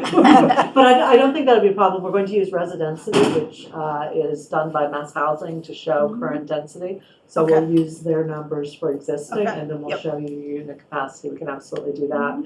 Then you mentioned doing a memorandum to the planning board. Would it be helpful if we gave you a write-up of those results with the map, the chart, the Yes. unit capacity? Yes. Okay, we can prepare all of that as a memo for you. Maybe I'm out of line here, but I'm concerned that we're mixing presentation with decision. And you're gonna go back and run some models on this. Yes, Why can't we just look at the models quickly? of course, And yeah. long before any finished presentation is put together, so that we can assess it? Because we're just gonna see a list of parcel densities by parcel, units per parcel on that compliance model. So we don't need a fancy presentation to be able to see what is gonna happen. I think other people want it, Richard. I agree with that, but what I'm trying to avoid is waiting for another presentation, having another meeting, finding out it's not exactly what we want, finding ourselves going out yet another meeting. We have to have the presentation at some point, but let's make sure we've really got the numbers right. But the before we- planning board meeting's Emily- only 3 weeks away. Emily, what would the, I think that's his point. is it a spreadsheet? Yeah, What but we can't shows wait you till the we number make a of decision units at per another parcel? meeting. The she spreadsheet, does her so presentation. the compliance model actually models it on a parcel by parcel basis. Yeah. Then we just re-import it back into GIS and spit out a map of the actual capacity per And parcel. so would we be looking at a spreadsheet or with You'd be looking at lines? the map. You'd be And looking at a so map out and you'd of say that, this each parcel parcel, had X It would units, have like a Y number on it. units. You'd have 10, 5, 3, it's not gonna be less than 3. Yeah. 47, Darn whatever it, is. darn it, I'm No so offense. bummed about that. Well, let's think about what we're accomplishing by the 25th. We don't necessarily have to make the final decision on what the compliance parameters are. We only have to decide that we have got a set that we could live with. Mhm. And so the geographic areas are acceptable to us. Is that right? For. We're going to for the planning board to say, we want these Yeah. areas. Yes. We've got some numbers that Yes. work. They may not be the best numbers. Right. We We can need tweak to them give some them as more. much information as we can. Well, I'm not arguing with that, Sarah. I'm trying to understand. Look, it's not just picking the geographic areas. We also have a lot of numbers to tune in here. Right. Because you're going to find out that some of these parcels have more units on them than you really want to Right, have. that's right. And I'm just trying to understand and make sure that we all understand that what we do on the 25th is try to zero in on the geographic areas, but we have not yet necessarily locked ourselves into the final decision on what. But I think we need more numbers than that for the 25th, because if they've got to. Of course. Got to be submitted to the state on Well- the 15th, it needs to be pretty final by the time we meet with the planning board. Well, It doesn't get submitted to the state till June. June 15th. No, it does not need to be complete. And there's no way that if We we're need going to as- really, We need as much information for them as we can if give we are them. going, of course, no one's arguing with that. But if we are going to present to the planning board a set of numbers that we agree with is the correct final numbers, we better not do it with one more iteration, because that's not going to be enough. I'm not going to be satisfied with it, that's for sure. well, we do need to look at the parcels and the units per parcel. We need to right? examine the details on these Yeah. layouts and find out where we've really gotten Yeah, to yeah. with these new parameter numbers, That's not right. not just. We need to be able to say, this is the current number of units, and this is the projected capacity. Just to give a frame of mind for the difference in what the potential new units are. Well, if what you're saying is that we will not, by the 25th, necessarily have locked into the final parameters, I would agree with you. That's what I was saying. That's my whole But point. we need to be able to have that underlying information. And I have on my calendar that I'm meeting with you all on the 14th. right? Well, that's Hasn't great. changed? So Yeah. we'll have those models then? Yeah, oh, yeah. So And we'll be could we get able to those s- models possibly a few days before? Yes. It was wonderful, Emily, to be able to look at this ahead of time. Good. It was fantastic, and I appreciate what you did to make it possible. Could we get the real models, the spreadsheets? Yeah, we can give you the spreadsheets. Great. Yes. And the spreadsheets will be parcel by parcel, just to be The sure I spread, understand. yeah, the compliance models are always parcel by parcel. That's great. So there'll be zone X and the Yes. parcels with units per parcel. Right, Great. so on the 14th, I think we should be prepared to make some pretty tough decisions. Yep. Right. Yeah. Agreed. Yep. Okay. Yeah. I I got just a couple of quick questions. So one is area outside of the half mile. Yes. Is there a minimum size that needs to be? So, all other things being equal, the minimum size of any standalone district is 5 acres. Right. You have a minimum requirement inside the half mile, Mm-hmm. so, but you can Right. do whatever you want outside the half mile. So yeah, if we so. do But don't we more, have a 50% contiguous issue? So, but yes, but that doesn't have, so, absolutely. Help But us that doesn't have understand to that. be, that doesn't have to be met with solely outside. But if we right? don't Right. meet it inside, we Then it need has, to it would meet it have to be met outside. outside, exactly. The only way you don't meet it outside is by increasing the number of acres inside.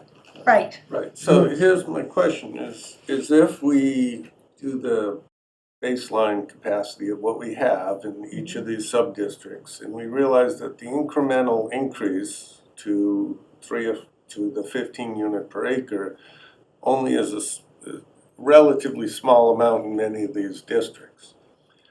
We may want to have more area inside the half mile and have, because remember, every unit that we zone for outside the half mile, if we're talking about the MAC area, is a new unit, completely new unit, as opposed to if we zone in Where there are inside the existing half units. mile where we have some good density. That is the balance. That, we Yeah. have. that zoning thing, so Mm, I think doing this, so many units in each of these sub-districts that we talked about, what the base number is and what the Capacity. 15 unit, acre, and trying to figure out what the incremental difference in each Yeah. of these is really important, because as opposed to just blanketly saying, oh, we only want to do the minimum amount inside that So, half mile. Yeah, We may find that it's hugely beneficial to do a little bit more inside. The question is, where do we put the 20 contiguous acres? Do we try and find 20 contiguous acres in here? Maybe if the numbers work out. Well, we've looked at that. And they don't seem to work. I'm not too fond of that idea. Just The problem something is, to. There's a- in order to make that work, you Mhm. end up putting an overlay over the historic district. And that's what we were trying to And avoid. we're seriously trying to avoid that. I am, Because we had that at the beginning. Right. Mhm. Also, you've got a problem with these two parcels out there. We have to do everything by parcel. Don't we only have two parcels out Yeah. there? So you're only working with, what is it, 13 acres and 10 acres? One, Well, Well, there's a yes, different way, there's yes. a there's different. more, there's a there's different- more you could use. No, there's There, 13 and 10. there's, okay, so But their 195 School Street is 12.06 acres. And then there are two parcels that are said as undevelopable, but I assume you could throw them in there. And that's almost another 3 acres. And then there's 99 School, which is where Utopia is, which is another 4.5 acres. That's not contiguous. It is because it seems to run all the way along Atwater Ave, at least if I'm looking at the property map right. I think you'd have to include the Brady property. I think you can avoid it if you include some of the other things. Well, So the other thing you might could do be able is- to get almost 20 acres there. The other thing you do is just to make the same adjustment with density, just allow Right. greater Yeah. density in downtown and then have 10 units out in the LCD or something.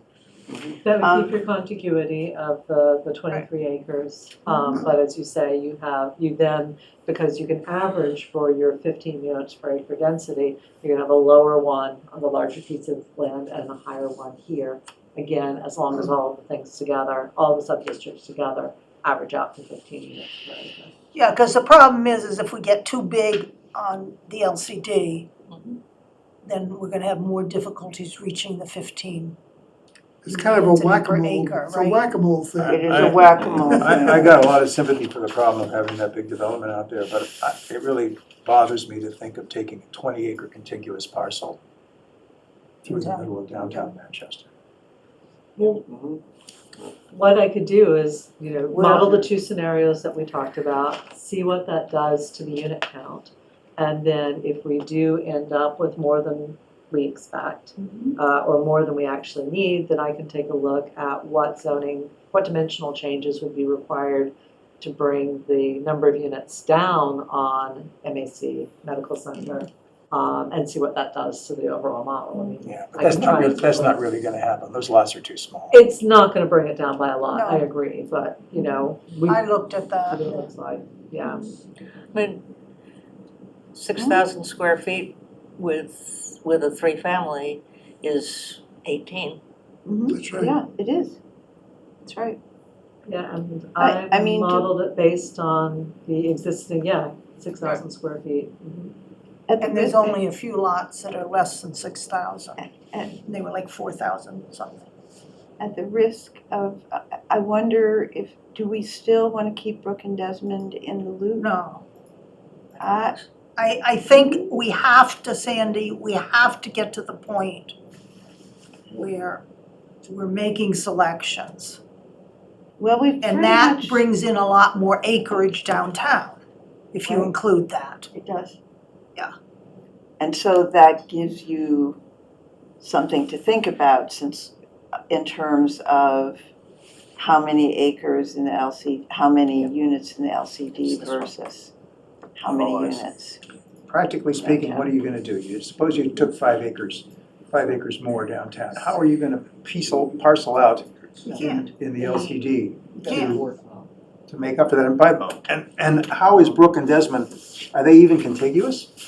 Brook and Yeah. Desmond, Just gonna bring that up so everybody can see that just for a She had moment. something.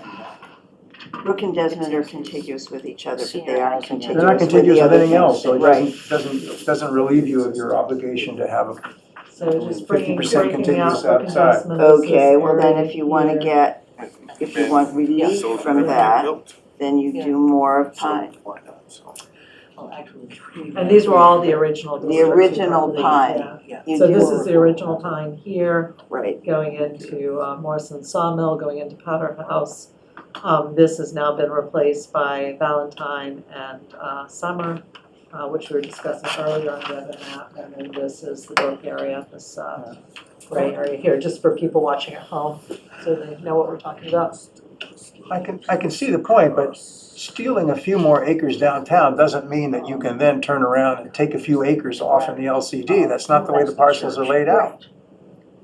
well, there are these No, that's other the church, parcels that are That's smaller. the church, so. There Then are, two, but that doesn't get you to the number that you need. Oh, It gets you, Imagine you took well, 3 acres. if it's 18.5, okay, if you do the Pine Street Seven parcel, parcels. the original Pine Street parcel, and you do Sawmill Circle, and you do Morse Powder House, those together are 19.5. Okay, And then 19.4, I beg your pardon. And so that would get you to your contiguous 18.5 acres. okay. So now what are you gonna do? What are you gonna do in the LCD? Well, I mean, you could do just Gurley, do the 12, It's only, and it's. do You gotta get to 30 Utopia. You gotta get to 37. And remember, it's gotta do 50, 19. contiguous is 50% Okay. of the total, not just 50%. You can get to of 19 with 4 parcels, 1 Gurley, 1 the Utopia, and then 2 parcels that are on that water app. you can get, And that gets you to 38.6. That's- And I have the lot numbers and all of that. I just don't think it's worth it. Well, I don't know. I mean, I am Important concerned goes that about house. such a big project out in the LCD. I don't think you're gonna make it that much smaller. No, okay. It's not gonna come out that much different. It's still gonna be big, is what I'm saying. Let me just, we haven't. Yeah, the best you're doing is actually reducing it by figured out 5 what the acres. LCD is. Yeah, well, that's 45 units. 75, but Yeah, still. 75 units is a I fair number. understand, but you still got to develop it. And just again, for people online, this is the LCD district we've been talking about, This so is pull out so you can see it a little bit in context. Here's the edge of the half-mile radius, and here's the LCD district we've been discussing. Or shifted to there.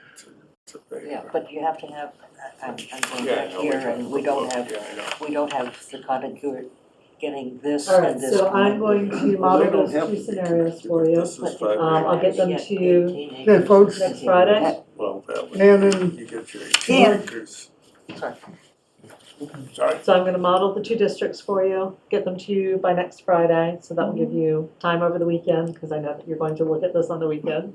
What we're going to do is we're going to give you the breakdown and the charts that we've done before of them. We'll also give you the unit capacity map so you can see them. We'll use residency to give you what the estimated current units are on each residency pulls from the assessor's data. Just so you know. And then we will also provide you with the compliance models that back up each of those, so you can look at the underlying. We'll have a conversation then, but as I look forward to the planning board, it would be helpful, whatever comes out of the conversation on the 14th, for us to have that, in a PowerPoint presentation with the maps, the unit capacity, the maps of the area, the unit capacity maps, the residency maps, the charts that we're showing, and then an explanation of essentially what's in each district and what we change, so people can see the zoning parameters that we use, so Right, people yep. can clearly see it. Okay. think that works for And us. is the general consensus that you do not want to include Brook and Desmond in terms of see the list of parcels? Yes. I personally would like, I'm not ready to throw it out. Should we vote on this, I guess? Well, what, I'm not sure what the how harm many is. parcels, what's the difference in the LCD? Is it fewer parcels more parcels that need to be acquired? I mean, because I'm trying to understand what LCD, Richard's point being, It gives you a chance of a somewhat smaller project in the LCD. based on what though? How are you going to She's get it dropping smaller? down the 8x8. It won't be 20 acres, it'll be 15 acres, And so I think which it's not which acres, it's the parcel? number of units, number of units. because there's only two parcels. Right, There's only there are two parcels in parcels. this Two puzzle. parcels, Right. well, So but it's the there number are of other units you're smaller talking about. parcels that you might be able to use to make the But It total. gives you more flexibility in picking But the parcels problem in the is LCD. you're both the MAC and the medical associates, you can't use all the acreage in your density denominator because there's excluded land. And I believe the land on the other side of Atwater is excluded. A good piece of it is. I forget what the parcel number is. All of the, It's 43014. There's 46 acres on the A North significant side. number of it is excluded, including area that's already built MEC2. on, yeah. no, trustees of the reservation.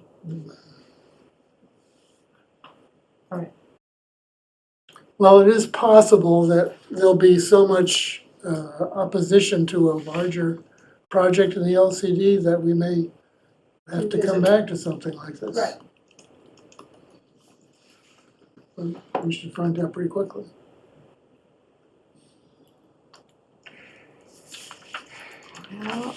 Countering a large project in the LCD with maintaining the character of the downtown.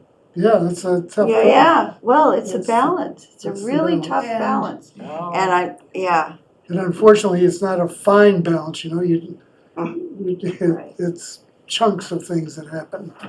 And you would think, though I know Richard would say things change over time, that one of the parcels in the LCD is perhaps controlled by owners who might not want a large ugly development on their corporate campus. Yeah, of course, they might want some workforce housing too, for their employees.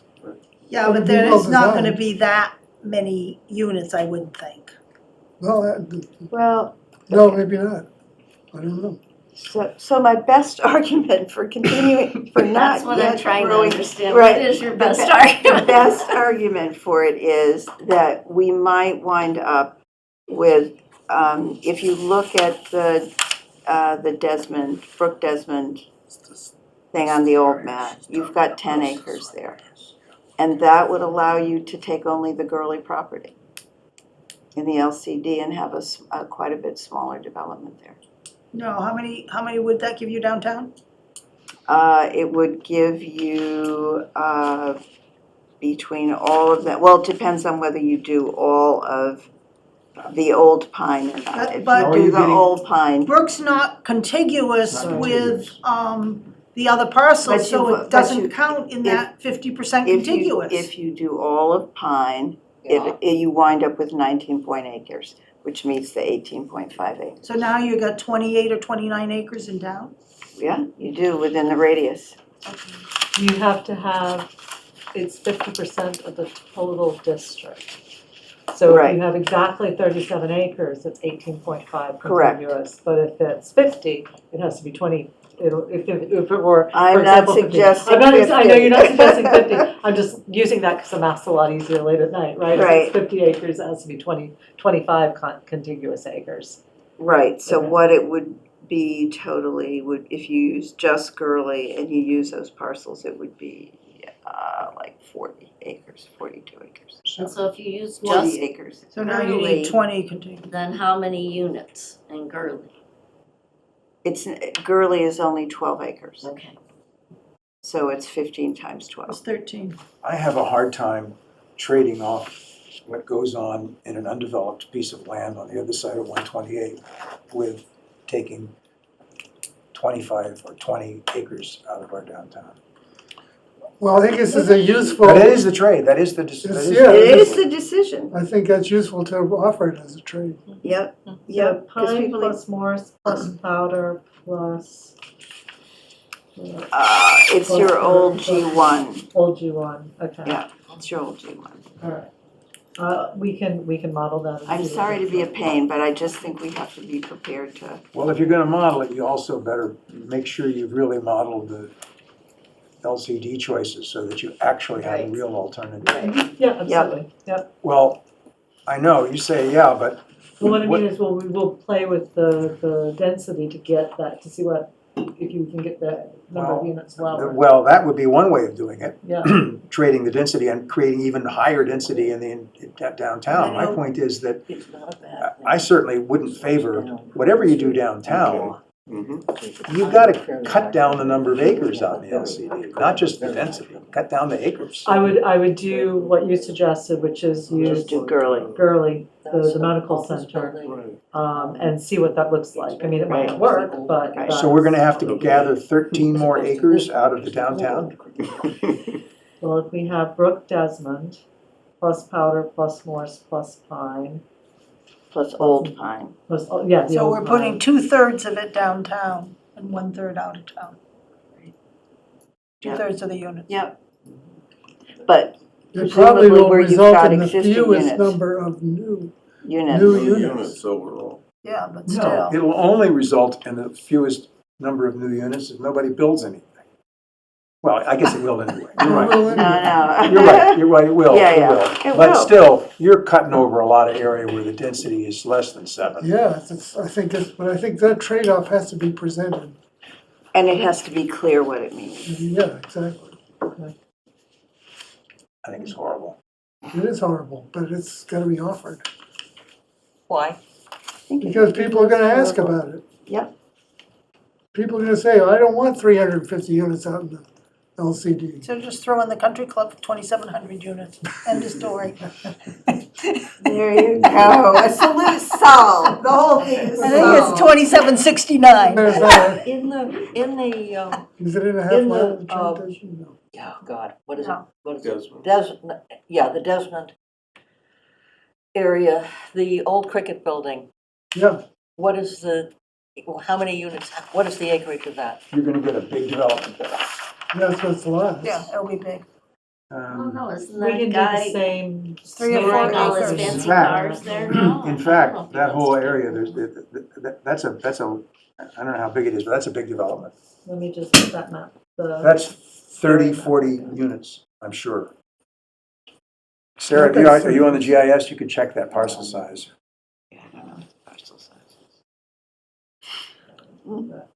That's one of the things that's not so great about that choice. Yes. And there are Although it's a good site for housing. but It goes down. It's- The topography helps. Zooming in on Brook again for everyone. Well, there is a lot of multifamily housing right There already. Yeah. That's quite a right. bit. I mean, the point There's is. nothing like a 40-unit building over there. Do we know what the No, parcel number is? Or the street number for that cricket building? Something summer. Oh. I might have it. You probably have it. So the cricket building, oh, I see where you're talking about. But that's where it's just getting north into of the cemetery. Right. Yes, that's correct. But that's where getting into the Trying to design search in the review. map. Okay, if you, Address or a parcel number. okay, oh, okay. Or an owner name. I don't know who owns it, Here it is. but it's probably under a company. Is this a lot of scooter laying around? Oh, yeah. I may have it on my. No, I don't have any. I had that in my list. But with that Desmond property, I mean, that's where getting into the design review, you could create no separate district there with a max number Sure. of units per building following the design review standards. So although you might get 30 units there, it will not appear as, Well, there's also a pretty good sized apartment complex on Desmond, yeah, there's one that's further down, exactly. which is pretty ugly, So at least, you know, well It's used. 5, the parcel that you're asking about, I believe, is 5, well, let's see. The whole area is 5, there is 5.4, I think That's the- help me out, this is the acreage. I think the cricket Oh, acreage actually, is playground. 2.4. 2.4, which is Yeah. a, 2.0, no, that's a 35 unit building. Next to it is and there's Next to there's it is a another 0.5. acreage, which is 2.4. Oh, that's the same one. Yeah, it's And there's 2, another, there's 0.11, 0.5. The biggest one after it appears to be the half, a half acre. 45 summer is 16.67. no, the biggest one after it is, well, there's the telephone, the old telephone company, but the biggest one after it, there's another big one to the north of that, which shows a 0 on the GIS. but So the that's- That's cricket the is, old Because that's it's a the bunch old of cricket. condos. the cricket is Oh, no, 2.42. this is- Yep. That's the oldest. I don't know how That's big what I that is, got. but that's an acre. Or 3/4 acre. Sorry, 2.42 plus 0.52. Yeah, Yep, so that's a 30 unit building. This is, 45, This is 3 not- acres. this to me violates almost every single rule criteria that we have. With the exception of not, it just violates them well, all. is it I mean, per Ann's comment a moment ago, is it a 30-unit building or is it a group of buildings on, a 3-family building? That's not your choice. Well, you can It can zone be. it that way, can't you, as long as the density comes out the right we way? can You're not create a gonna get- separate overlay for that. Yep. Area. Well, we're gonna be, Yeah. this is spinning wheels here. Yep, yep. Regardless of whether it's 1 building or 6 buildings, Still, it's still going to be 30 units. yes, it will. It's gonna be, It's 3 acres, it's it's gonna be 30 new 45. units also. Going to be very disproportionate to the existing area. 45 acres. I would also point out that in order to knit all these together, we've cut through a pretty good section of Midtown General District as well. It wasn't just, we had to cut down, pick up some houses on Norwood, run down some houses on Summer Street. You're really carving out a lot. The other place to look at is Brook Street at the corner, and I'm sorry, I do it geographically. The last 2 before you get to the playing fields, which look to me like about an acre each. Those small ones, right, There's a bunch of small ones as right in, under It's- the T there? Or no, Brook Street? it's the ones that are where Brook Street takes a Oh, that little The jog curve. up there? that jog. Yeah, These, I'm not sure those are in the These, I think. district, are so they? if They I are- go well, up from they're in E the and district. Allen, That Yeah. that in the map that I'm looking at. Okay. The original map doesn't have ends right. This has nothing to do with I the did- historic district. I don't know, I just, Yeah, no, I'm just making sure, because I'm looking at this, which I think is right. well, again, we're spinning our wheels Yeah. here. right. So, yeah. Let's move on. Is there anything else we need? Well, Emily? wait, are we gonna Yeah, have, that's what are we I ask- will do that. Great. So I'm going to model you 3 options, just so you can have, so you as a group can have a discussion of the trade-offs, you'll have all the Yep. information and maps in front of you, and then I think Instead of having that, this that at 10 sounds acres, to me like it would be helpful for you. do So I'm 5 happy to do acres. that. maybe. Okay. We're gonna do this Anything 5 else for acres. Emily? Yeah, but So Did you now ever you're at find out about office hours? I have not heard anything about office hours. So this is They got too our busy and version. discontinued that. Yeah, they're too I- busy fighting They're Milton. not responding to This is our- anything. Like, It's- postal They're stuff, reviewing you all know. their stuff. I know, I but thought how do they that's- expect the I rest of us that to? would be- They're trying to find other people. Timely. They're trying to find other people But who don't actually, I don't qualify, think- so they can sue them. 15. Okay, All right? thank you very much. Thank you. Thank Yeah, you. thank you, Emily. Thank you, my pleasure, Yeah, and thank you for your 20 patience. plus this I do apologize again. Okay, we had other things to do, so it worked out well. I thought you might have a few things on your plate. You guys are having a side conversation over there. Hey, excuse me, we have a And meeting Mark. going on here. Dan and Mark. You can't have side conversations in a meeting. You can stay late if you like. Stay after class. There you go. That's Okay. Okay. The next item on the agenda is the discussion of the zoning forum on Saturday. I think you all got sort of outlines of what's going to be happening at that. Is there a more recent one? There is a more recent one, yes. We'll make sure everybody gets a copy of the more recent one. So Richard, would you be willing to be at the table with the G district? Well, I have to explain to them that we're giving away half the general district. No, you're just gonna Yes, talk about of course, what's there. of course. Great, okay. Okay, so I think we're all set with that. The next is the questions of the week. And I liked your explanation. I thought it was good. Yeah, we did I too. liked it. I thought it was great. Yeah. I think we should just go with it. Is it, Yeah. I mean, I don't have any edits particularly. I thought it's what happened, Right. basically. Good. Okay, so And it's that clear. takes care of that question. And do use the one that has the right. Right, yes. 15, 15. yes. Right, yeah, for- Yes, we will, Make it yes, we editorial. will, yes. We'll That was the fix the slip, typo. that was the slip of the. Oh, and there was another typo in there. I'm sure. Well, a About 6,000 numbers. square foot lot could hold a 2.5-story house, a driveway, and it says parking for 3 cars. I think it should be 5 cars. If it can hold 5 cars, it can hold 3 cars. And Yeah, but we're the required- zoning is 5.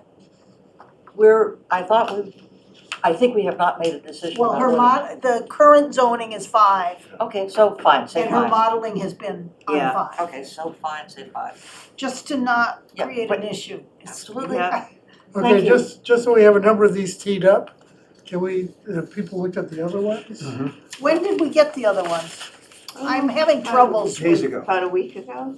I'm really, my problem is I get things Oh, from I Gail on have- I Friday. Yes, have but we did meetings. agree at the last meeting that we asked them to give us Everybody- these so that we read them. I think have we more have to- copies. if We you have want to more look at copies. these and give them some help with this, so we're instructing it. And I have done wording on the permitted as Does of anybody- right in Does anybody want a conjunction, copy? with the forum. Right, which was great, I liked what you had to say. Okay. And you've got that I've got one. that. This is slightly, worded slightly differently, but it's the same thing.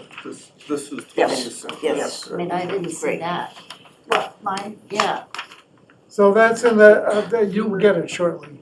I'm gonna send This it whole myself. thing is so I disorganized, I know, just have well, a it is real problem. organized, it's just there's so much going on simultaneously. Well, and Nothing's coordinated.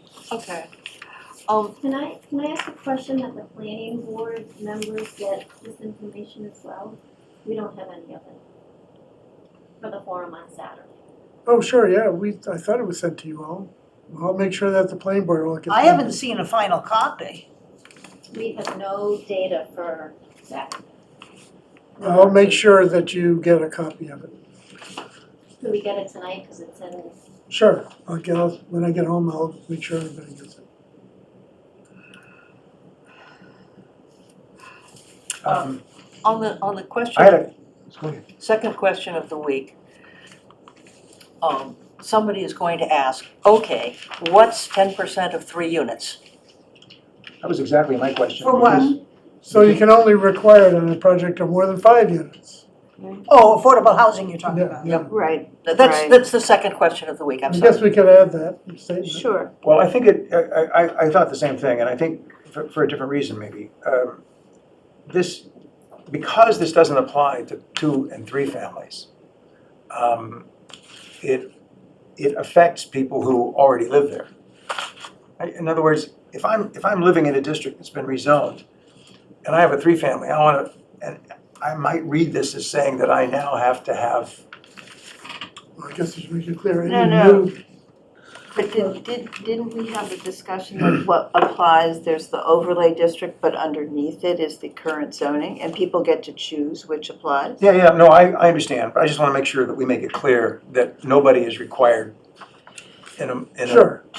no existing owner is required, We can make that clear. that's all. So say it's only for 5 or more. Yes, Yeah, that actually that's Okay. simple. makes it simple. What is 10% of 5? That's 20%. One, that you round up. Well, if you round up with 3. Yeah. 10% of 5 is 3. No, sorry. It's a I'm being half. confusing. It's a half, We don't know that it's going to be 20%. right, Well, that we has to don't. be We're just decided. assuming. Oh, you're saying 20%, yeah. Well, we could simply say 5 units or less, we'd opt out of the affordability requirement. So we're just really worrying about 1, 5, and 8, right? Yes. Yes, for the moment, yep. What happened to 2, 3, and 4? We haven't, They haven't been written yet. I didn't do the numbering system.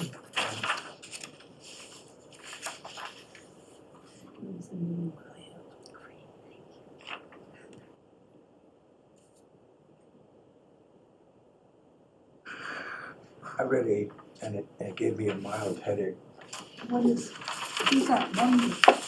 but I think it's right. Right, but painful.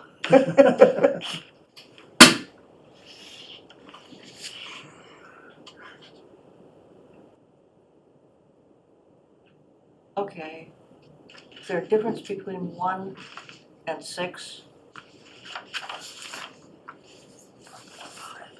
If we're, Probably one. if we're, I don't, oh, here, Yeah, I need a copy too. I got 4 pages. I think you're only asking us to review 1, 5, and 8 right now. and here, okay. This is what, yeah, we I don't have have no to. numbers on mine. There you go. Oh, do you have an extra copy? Here, No, Okay. I'm sorry. Oh, this is everybody, and then it's what's number, So the only, these happen to be in the order in which they came up in the context of the communications subcommittee meeting. number 8 is what. That's why they have the numbers that they do. We know that. But obviously, they'll come out in a different order. Although one probably is, I think, the question of the week that Anne did the revised answer to would probably be the first one. Yeah, Yes. it would be. Because I think it's a crucial issue. And if we want to hold off on question of the week 8, we'll have time to take it up at the next meeting. Yes, Good idea. Okay. yeah. But what would be great is if people have comments. could I write something for Q7? 2-7. Of course you can. We abandon- Of course you can. Go for it, Ann. Yeah, Hey, people set, People have asked. a couple at 2 forums. you might want to ask them. I will People update ask. you on that in a moment, yeah. Well, actually, probably, I would want to run it by you, Sue. Actually, Richard has a good answer to this. You know, there's a really good Yeah, answer, which is, it would be an adjacent community, so we still have to do something. Well, and I used the train station A lot of people do. A many, lot of people do. Going for a both long time. ways. I moved to Manchester because of the commuter rail. So did my dad. Mhm. And a lot of people get off the train to work in Manchester or for contractors who work in Manchester. Yeah, from Yeah. Lockport and Gloucester, and yeah. But Also, it's not our train. You decide whether it Thank stops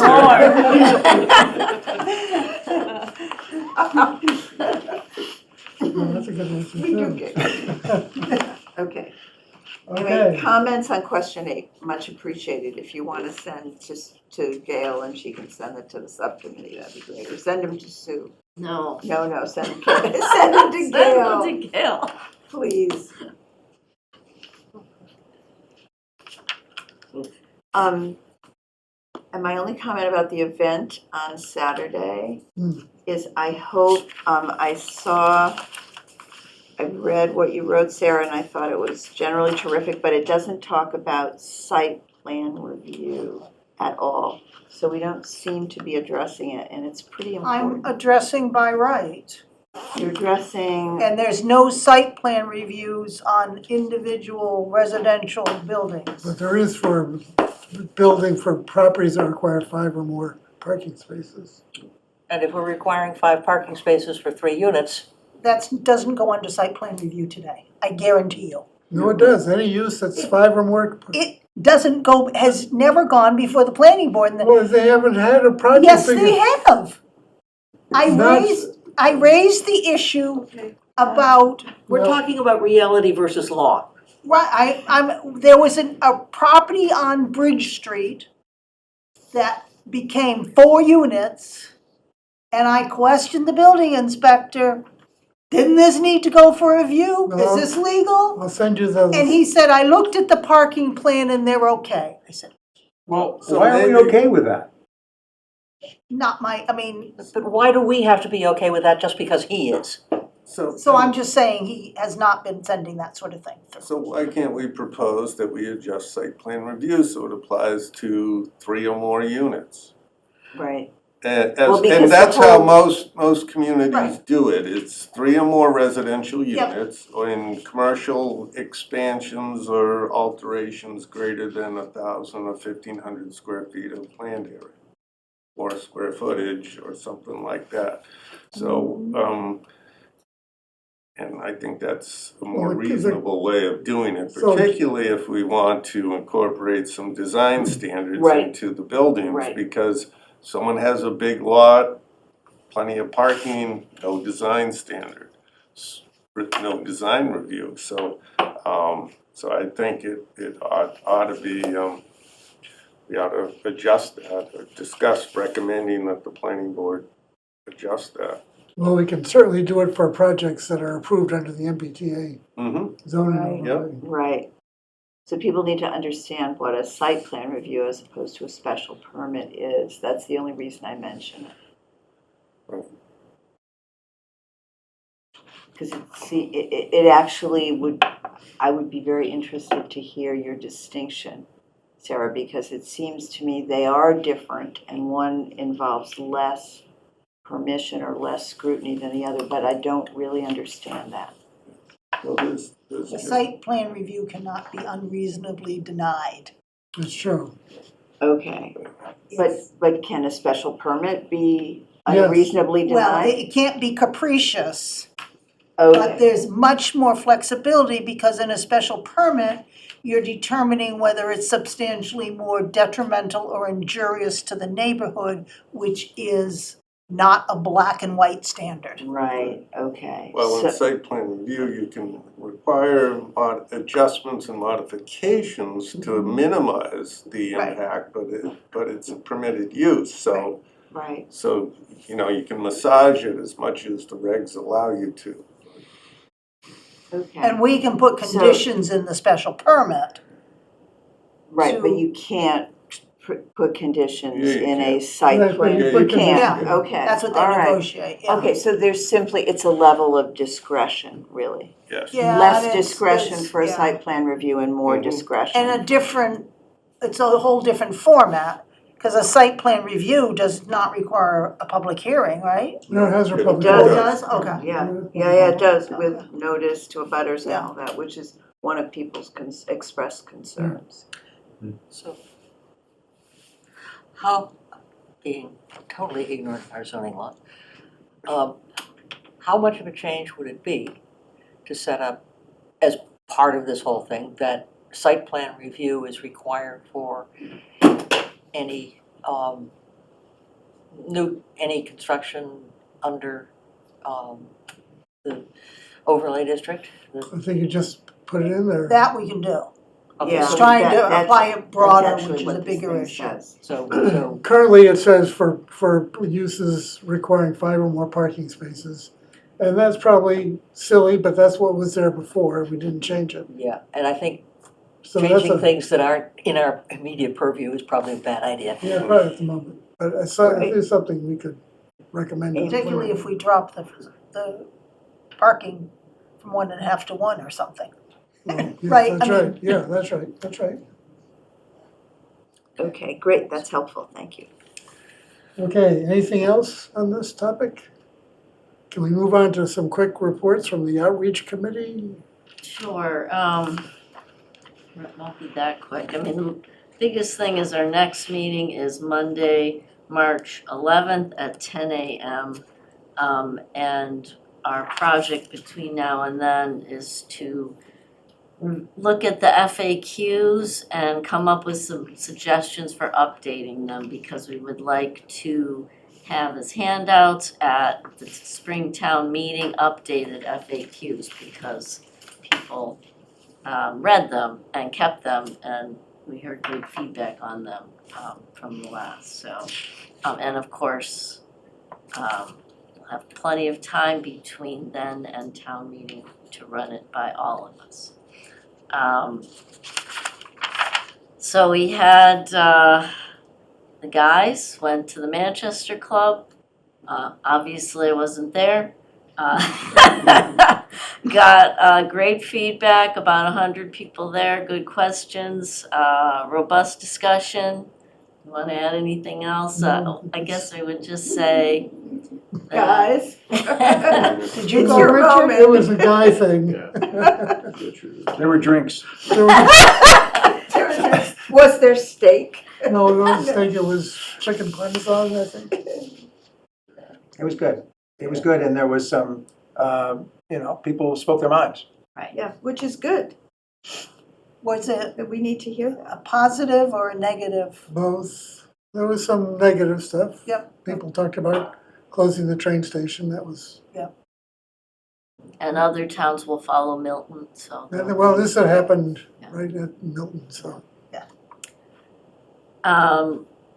Let's see, we've had 2 subcommittee meetings since our last meeting here, and we get a lot of public comment at the end of our meetings. And it's been, have we abandoned Gordon College and the LCD? 4 stories is too tall. We don't understand permitted as of right, and don't change the parking requirements. I'd say our most important function is we really do try and keep track of what people are talking about in town, the engagement piece. So there's a Facebook page for a PAC. It is Don't Boston My Cape Ann. And following that, the PAC, the Cape Ann Political Action Committee, has held 2 events. Sandy went to one in Rockport, and I went to the Gloucester one last night.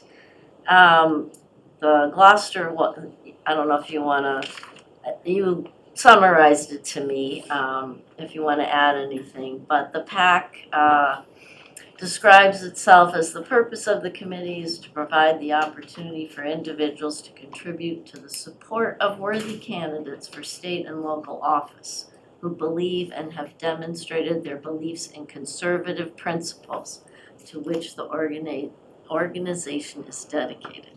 The one I went to in Gloucester had about 100 people.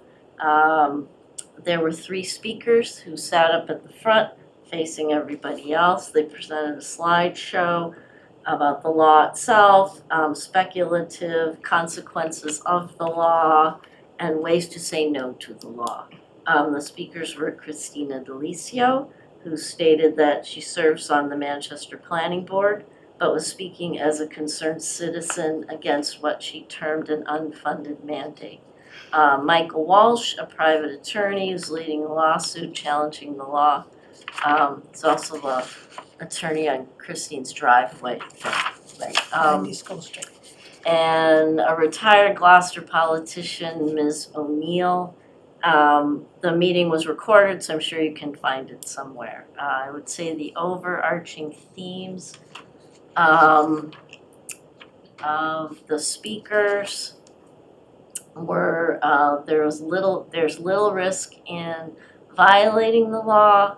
It was said to be an exaggeration to argue that you'll lose your funding. first step in a massive state overreach.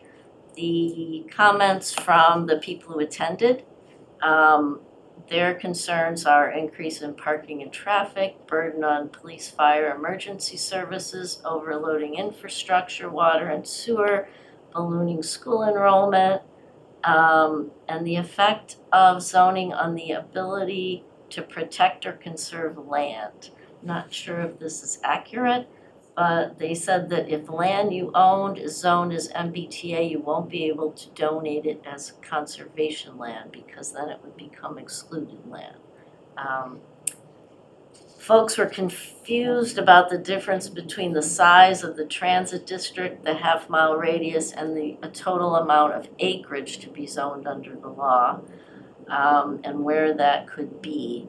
They're angry that certain zoning districts will carry all of the density, concept of current homes not counting, confusion about zoning becoming law, and the relationship between the towns and the states regarding how zoning is enacted, and the relationship between towns and state regarding zoning.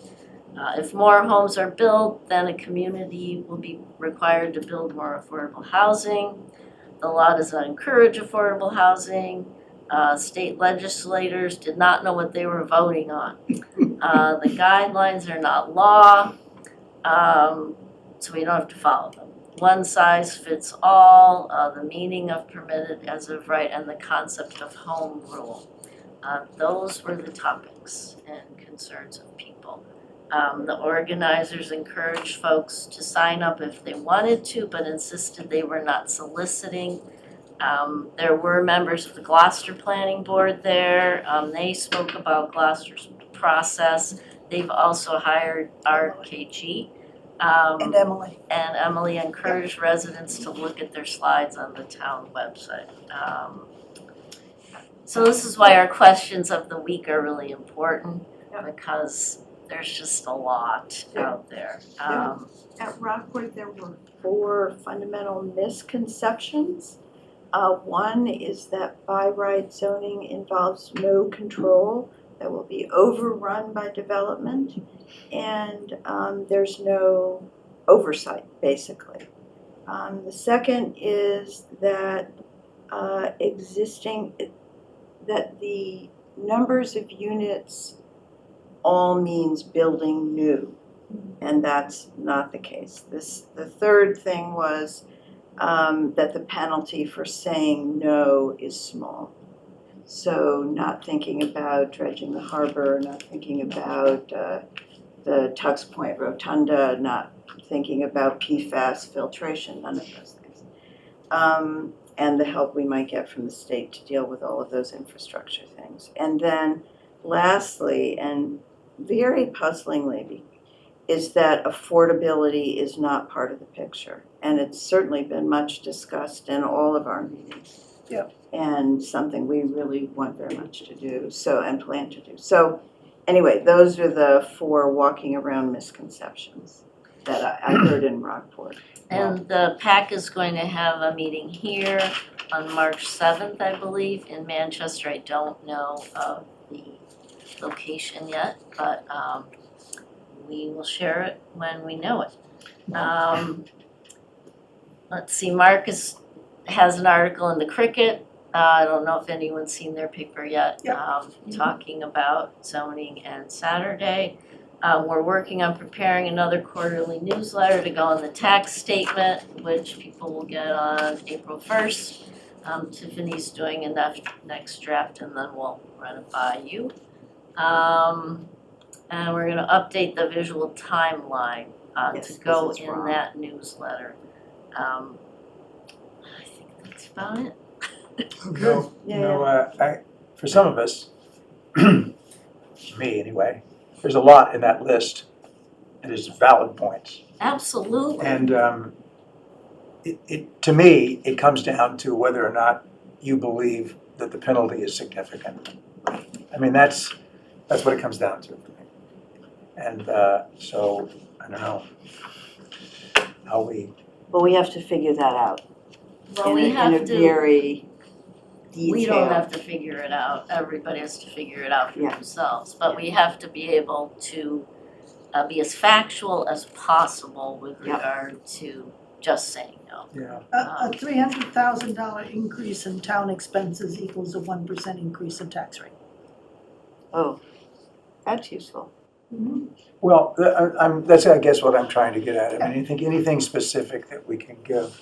I mean, there's this non-specific idea, we don't know where the lawsuits are going to talk about it, but that's just a sort of an opinion matter. But I think the more we can be specific there, we'll give people the information that they need to make a Because we're decision. expecting 1.9 million for I think when you argue about, I agree that it's important to tell people that it doesn't mandate us to build, but you know my feeling about that. Yeah. I think when we zone, and you don't know what's gonna happen, so we should be honest about it.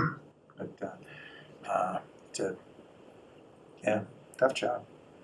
One of the interesting things in the Milton case is that the state is pulling back an existing grant. And we have an existing grant Yeah. to bring the sewer over for CST. 3.5 million, Yeah. How much? 3.5 million. And we also have whole bunches of grants for the culvert. Yeah, let me be sure. Some are federal, some are from the state, but that's like Okay. maybe 4 million. I mean, it's big bucks. I don't know exactly what the number is, but, and that, we haven't started that project. And is that entirely funded by the state? No, No, there's federal money also. Okay, but so what's the share of state money, do you know? I can't remember, but it's Do millions. you know for the It's project you millions, were right? deciding yet? The CST, well, Sarah had the No, I'm CST. talking about the culvert now. We're talking about the culvert, and those numbers go through my head and right out. Okay, so why don't we just get the right numbers? Right. Yeah. Yes, I we need to discussed get the okay. right numbers. Talk, I mean, I can get them. Sue Croft is. That would be great. Sue I can Croft get, is. yeah. These are all pending applications. No, the culvert, we have been approved for grants, Okay, but we have not started the project. okay. So it has not yet been paid out to us. And the 3.5 million waterworks grant, they're hoping to do the project in 2024, which would mean it might be done before we have to comply. But then the state has also committed to giving us 1.9 million on our next dredging project, Right. which would go out the door. And we get a lot of money. Bion gets a lot of money for doing things on the harbor. And That's Well, we right. got I a don't know list, where it we had comes a from. list from Greg last Right. summer, and I think we should just, Well, not we sure should, it's still done. we should update it Yeah. to be forward-looking. I mean, that Absolutely. list was primarily backwards-looking. Yeah. Right. okay, Design. design guidelines. I'll keep it short. We met this week, our architects came back with their first pass on some design guidelines. They had thought, some of us thought, a little too numerically in terms of their structuring the approach to it. And we asked them to give us more detailed descriptions of what it was that a design guideline committee would be thinking about when a project came before them, and worry less about setbacks and other ideas that are going to be set in the compliance anyway. But they are attacking the problem of massing, of roof lines, of modulation on facades, of the kinds of things that would Make a difference. affect how a building impacts the community. And they've also, we also stress the fact that we need to be prepared to have a set of standards for the LCD, which will certainly be different from those that we have for the D1 and G districts, which are the other areas. Michael, you had your hand up? Yes.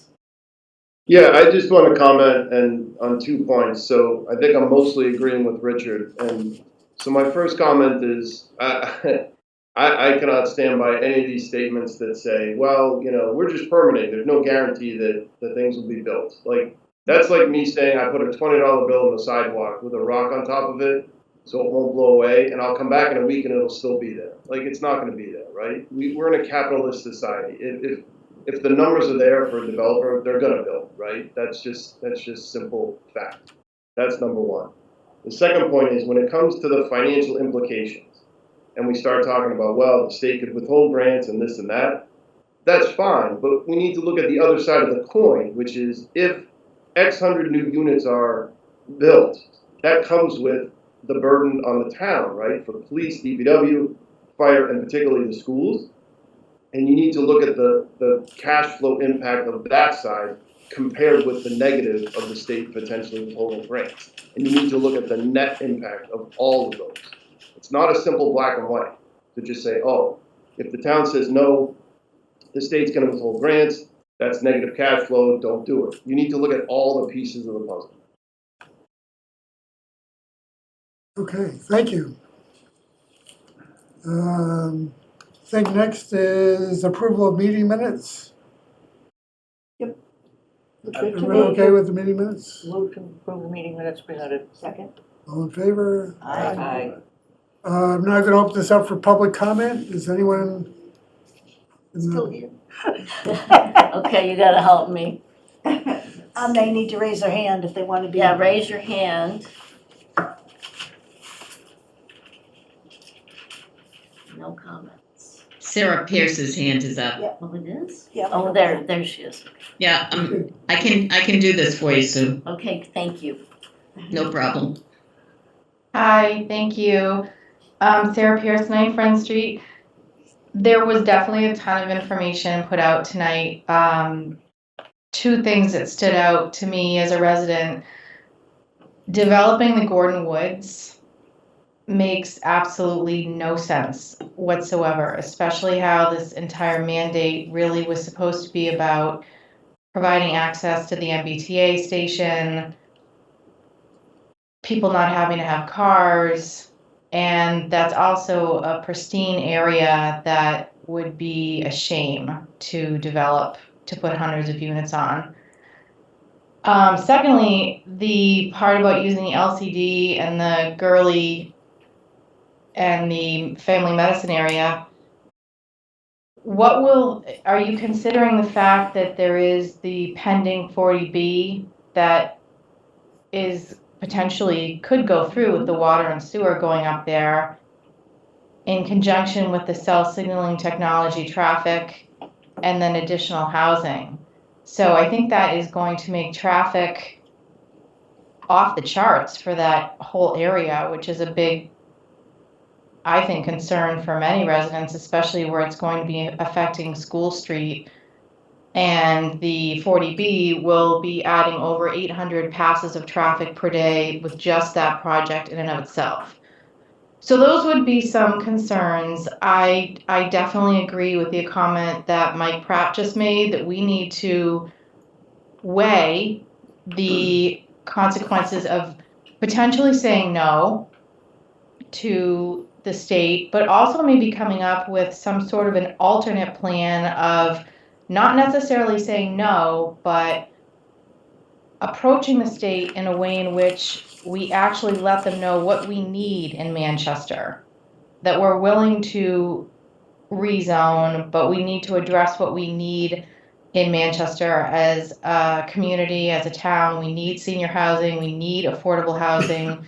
We don't need to just build to make it a more dense area. So that would be my comment for tonight, and I hope that you would at least think about approaching this with maybe not a hard no, but I think a lot of people are going to be very concerned with how this is going to impact the town.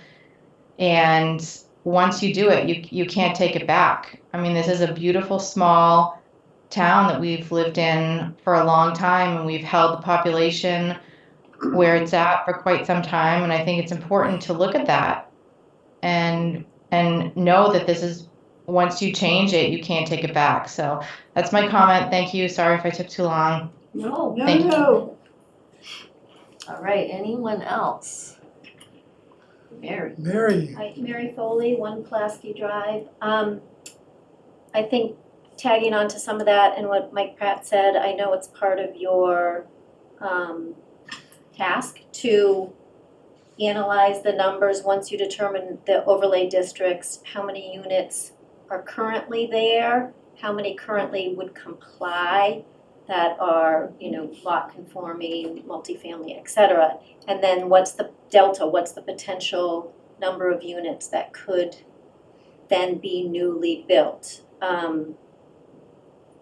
I was at the last planning board meeting taking the basic, again, the number keeps changing on the state website. Now it's 559 times 15 as new units. But it's up to you guys to let residents know it's not whatever that calculation is new, or the 559. But is it 200? Is it 300? Is it 100?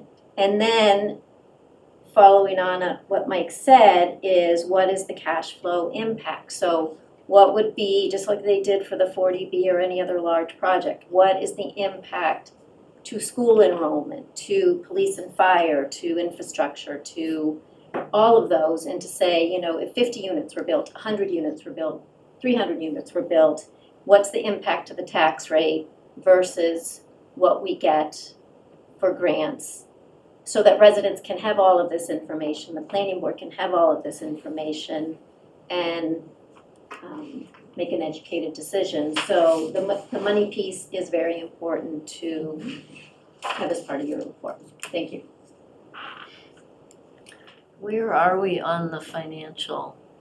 So once we decide What on we're doing. these numbers, then part of Emily's contract is to do an impact analysis. That's the RKG Associates. Right. Yeah. I didn't realize it was going to wait until we've selected the districts, Well, but we have that to- makes sense. Yeah, I wonder how they're gonna do that, because I if think you it's, did it on the basis of a full build-out, it would be different than if you did it on the basis of not a full build-out, you know what I mean? I would assume that. we'd have to do it on the full build-out, but How else would you do it? there is a factual thing, which is, it's not like they're all gonna get built in one project at Right. once. It's gonna happen over years. Yeah. But I think I think Mike is right, you have to assume the full build-out for the purpose of this kind of analysis. And you have to do a net. Yeah, that's not net, of course, there'll be real estate taxes coming in and expenses going out, so. It'll be similar to what was done on the 40B, Yeah. probably. Correct. It was similar, so we did that, right, on the finance committee for 40B. We ran those numbers. Right, well, because Engler had run his. Sure. But similar to 40B, the biggest assumption you need to make, obviously, is the number of new students, right? That's the biggest financial impact on that side.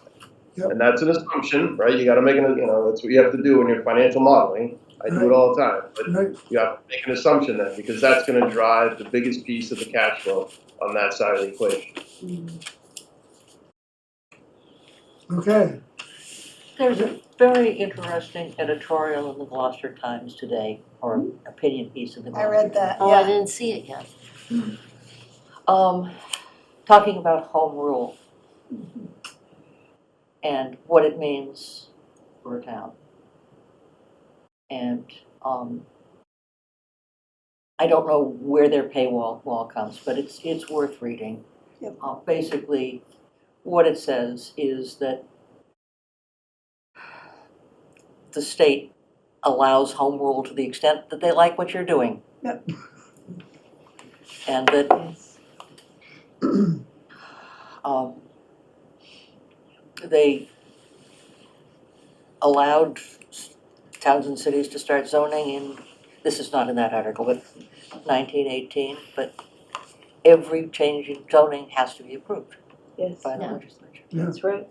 Well, and well, they created zoning, so the state And they has zoning gave it to the parameters. we town. have they to gave it to comply the with. towns and said, And they didn't, it wasn't a one-way grant, it wasn't a Right. permanent grant. Well, and if you look at the court history, all of the courts are favoring the property owners, not the abutters. Well, that kind of wasn't the, Well, they bent over backwards to give more flexibility to the town zoning rules. The biggest threat of all that I've heard from the state is this threat to take over, to take back zoning control. Right. We wind up finding that the zoning, That is. all the deliberation that we're doing is now being done by EOHLC. Oy. Yeah. That's Well, my- if you read California's the- done a lot of that. If you read the Milton complaint, Yep. you know, it's actually well done. But if, you know, they give Milton 90 days, I think that was the time, I read it yesterday. So I don't remember all the details, but if they don't come up with their plan, then they're gonna appoint someone to zone for them. Whoa, so wait, what you were both saying is that if the state is displeased with what gets presented to them, that they become the zoning No, board? the court. The court This is in appoints- Milton This because is the of Milton the appeal, suit. the suit by the Because they're state. in a litigation phase, I mean, Yeah. that doesn't apply to us and all the other towns who We don't know where it's going, apply, right? Yeah. but it's a possibility. But Right. that is what their So- final remedy listed.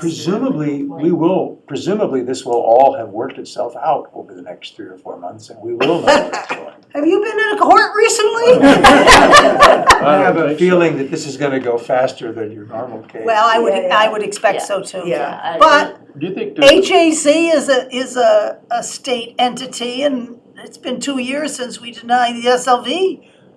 Yeah, but this project. is something the state really wants to But do. I think, They and want to send a message. I think Milton is gonna work with them. I mean, they don't like being at loggerheads and having to pay legal expenses for years. I mean, that's not tenable. Certainly wouldn't be good for our town to have to pay legal expenses I for. haven't seen the legislature doing anything to alleviate this either. Well, see, that's the whole point. do you think it's possible that we or other towns could get a stay until that case is adjudicated? No, Zero chance. no. Zero. Because the Wait, state until wants to when? push it through. Denny, until which is adjudicated, the 40B or is The The Milton case. Yeah. No, because the state wants to push it through, and the next bill coming along is even worse. of the ADU? Oh, they're the housing bill. The governor's housing bill. That goes to affordability, it does tax credits, and it does ADUs by right of 900 square feet. I guess I didn't know that. And And within the a half a property mile of transfer the, half a mile of the town center, there's certain parameter within which is zero parking requirement. And this applies where? Everywhere? Everywhere, The yeah. entire state. Wow. Yeah, No, it's not, and I don't know what It's not a else law is in there, yet. but there it's was a not a lot. law yet. This is what Just a has proposal. been It's a proposal. proposed that. Yeah, It's they'll being considered by the and some committee of the legislature Yeah, at I this went to a point. training on it. It was, oh, Yeah. man. It's broader than, yeah, so. I guess I'm moving to Australia. This is what happens when a city runs the state. All right, I got a motion to adjourn. So moved. Second. Second, all in favor? Aye. Aye. Thank you all. Yeah, thank you. That's impressive you. as hell.